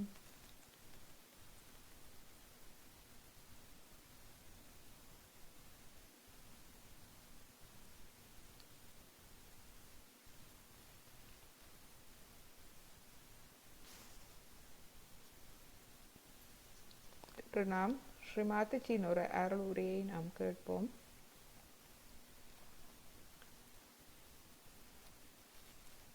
சமஸ்கிருத மந்திரங்கள்.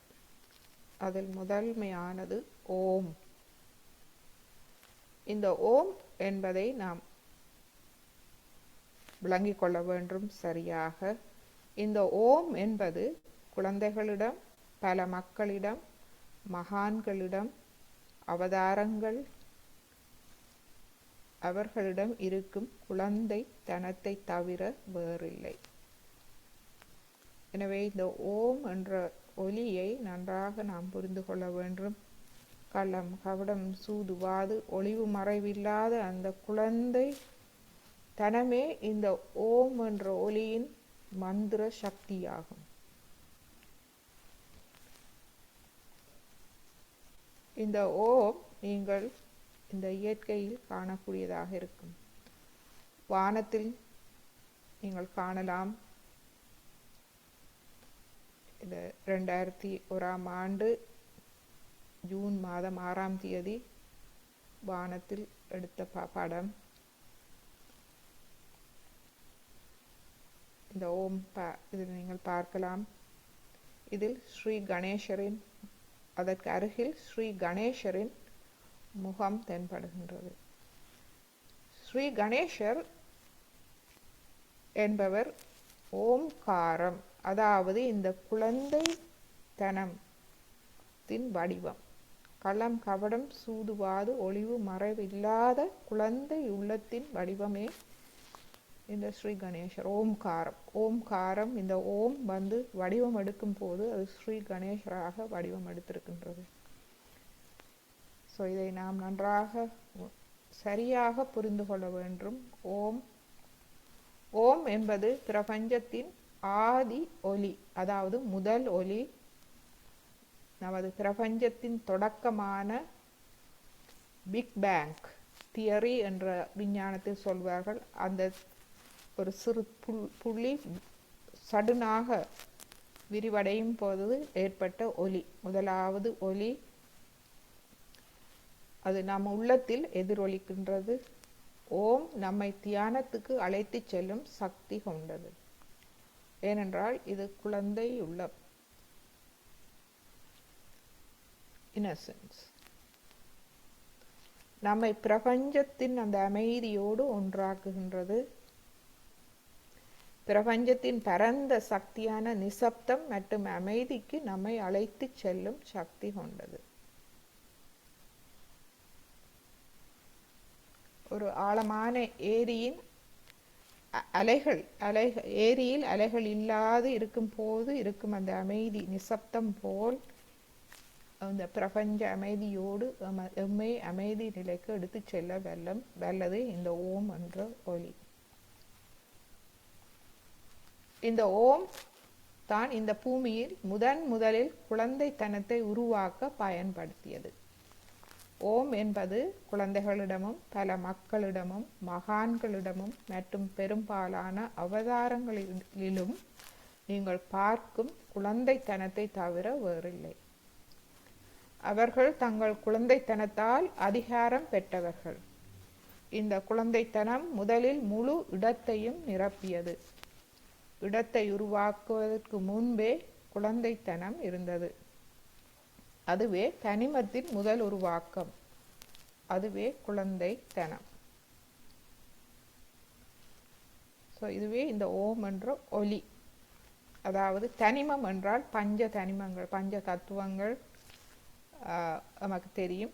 இது ஒலி தத்துவம், சத்தம், ஒலி தத்துவம். ஆனால் இந்த தத்துவம், ஒலி தத்துவம் எமை நிசப்தத்துக்கு அழைத்து செல்ல வல்லது, அமைதி.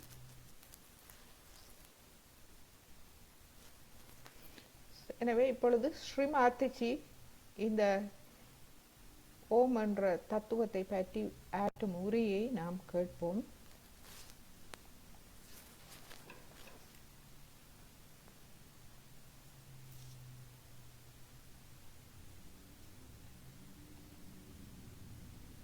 இது ஒரு 14 நிமிட உரை. ஸ்ரீமாத்திஜி ஓம் என்னும் தத்துவத்தை பற்றி ஆற்றும் உரை.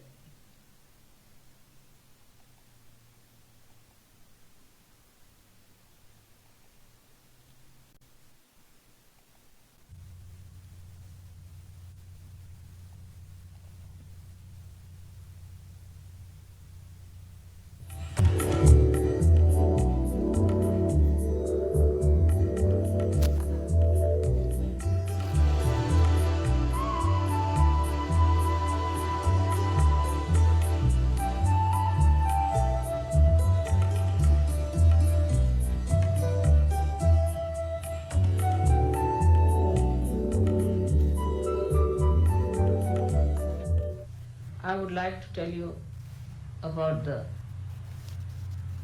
great word called Om, what it is, what it represents, and how it came into being.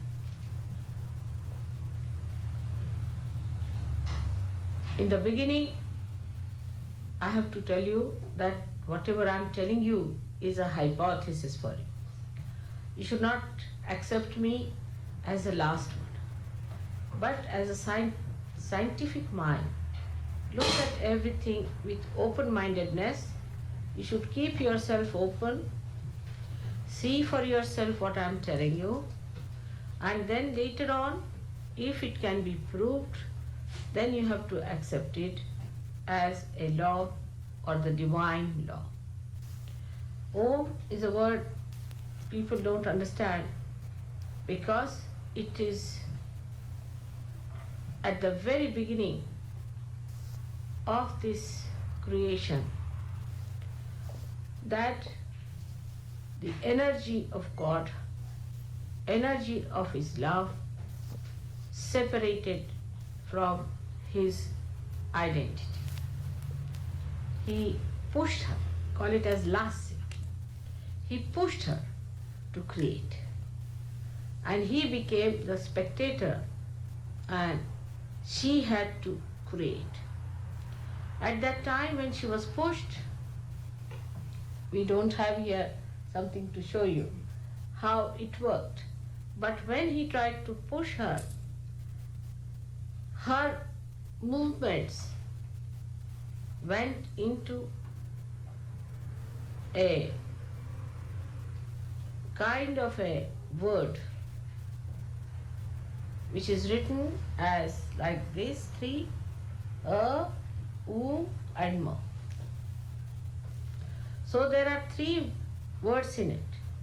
At the time of that pushing, when the separation took place, there was a sound. This is the first sound, and that sound is called as Om.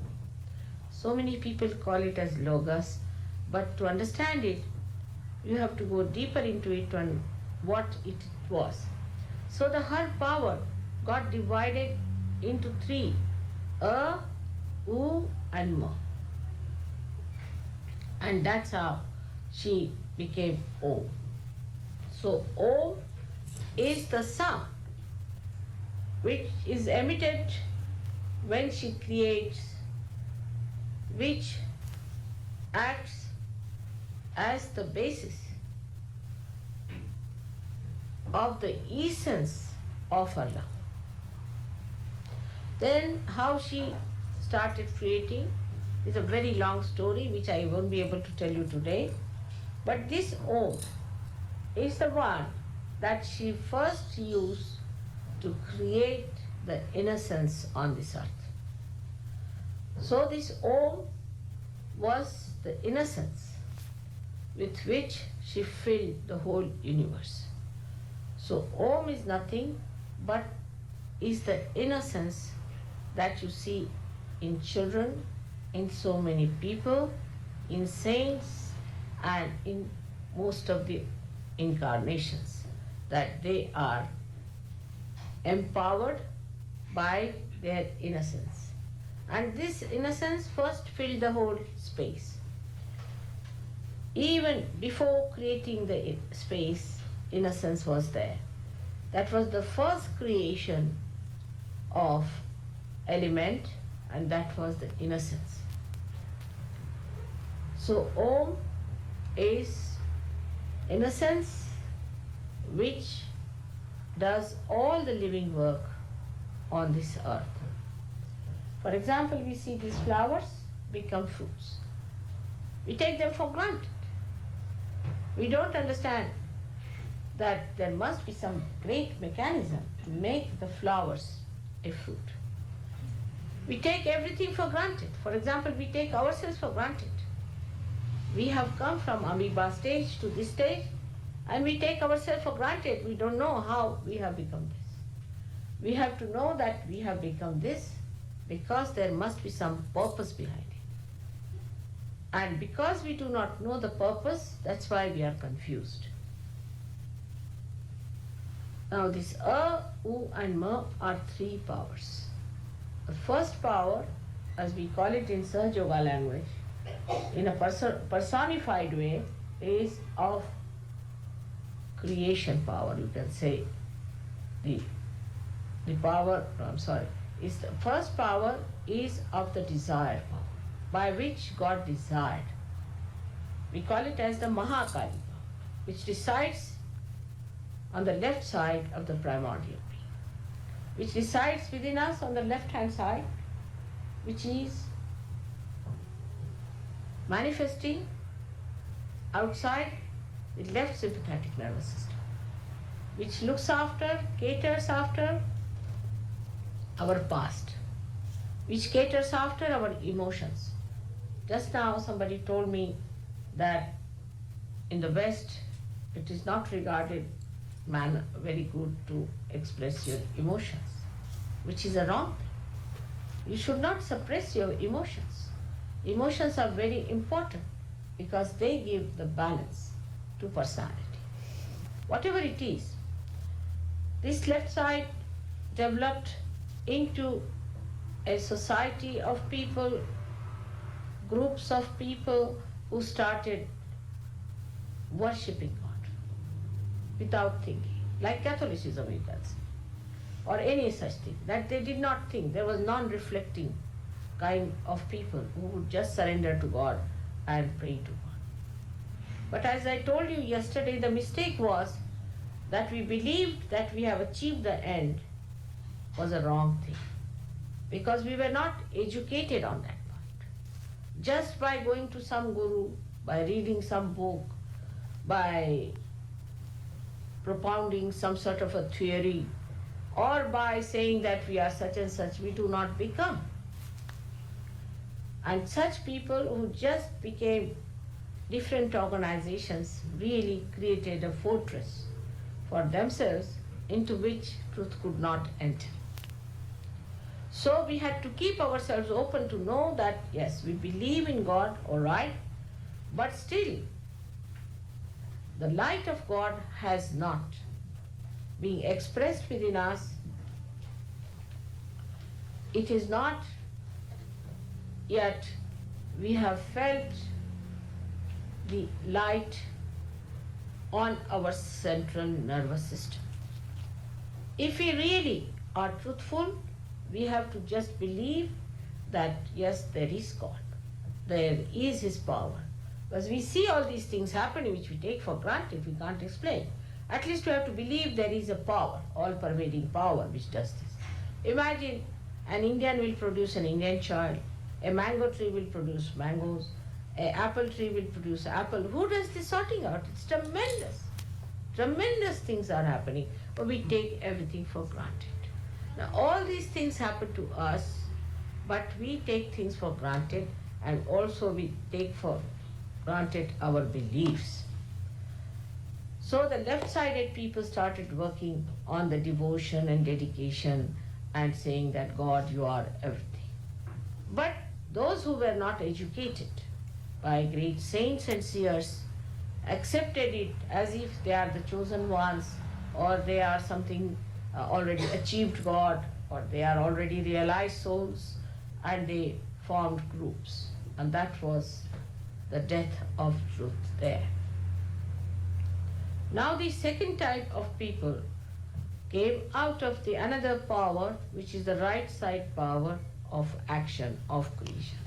Out of this power, the whole creation took place of all the sun, the moon, the stars and all constellations, and all the 14 universes were created out of this power, which is the right-sided, called as Mahasaraswati.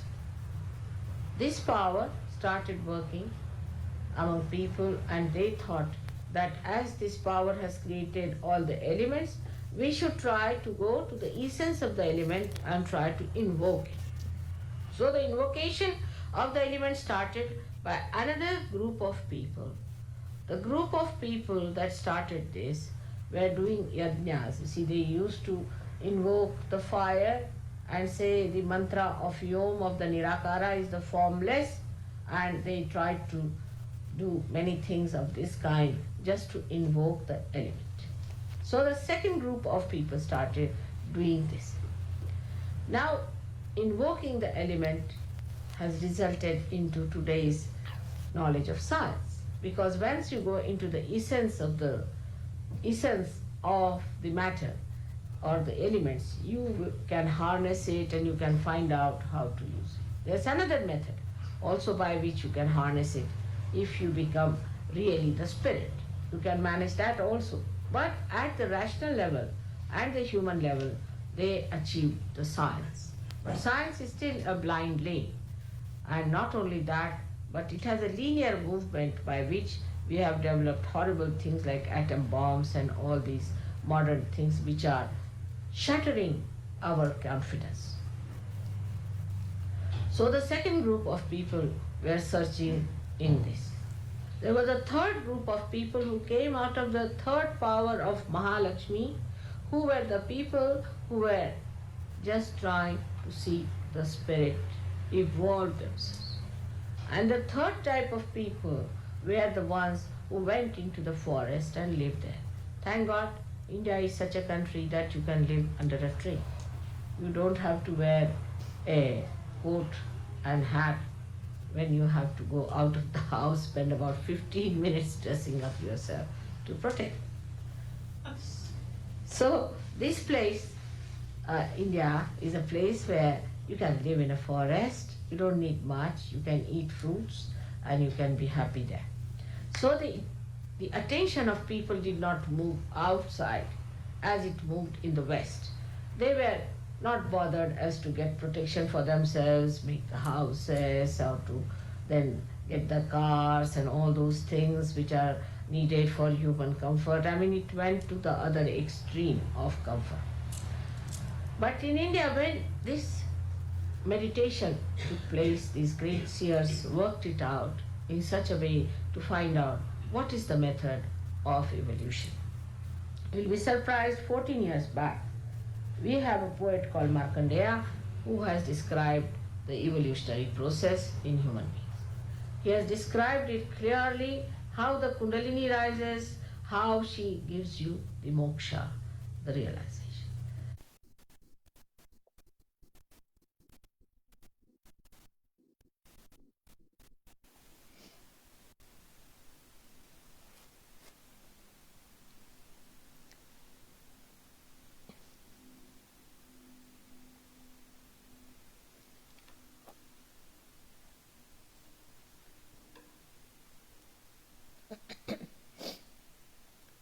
So இப்பொழுது ஒரு சிறிது நேரம் இந்த ஓம் என்ற sound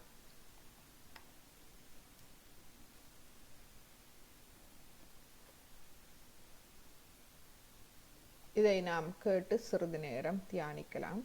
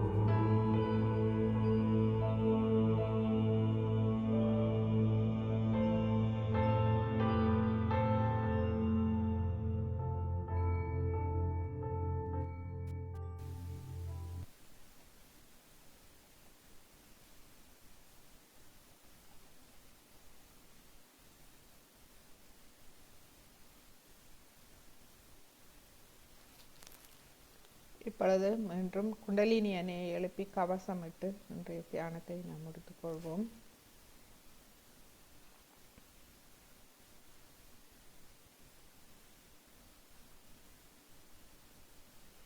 முதலாவது தடவை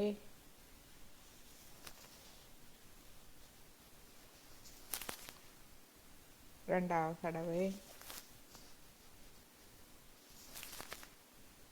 மூன்றாவது தடவை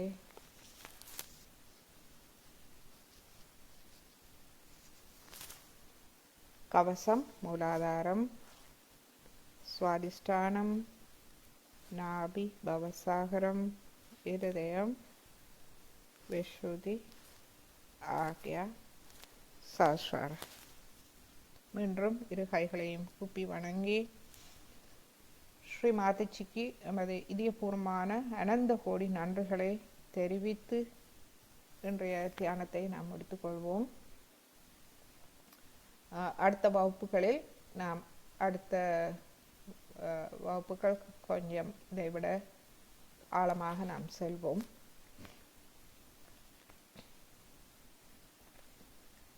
ஸோ நம்மோட ஃபேஸ்புக் மற்றும் சூம் வழியாக இணைந்த அனைத்து அன்பர்களுக்கும் நமது அன்பான வணக்கங்களும் நன்றிகளும்.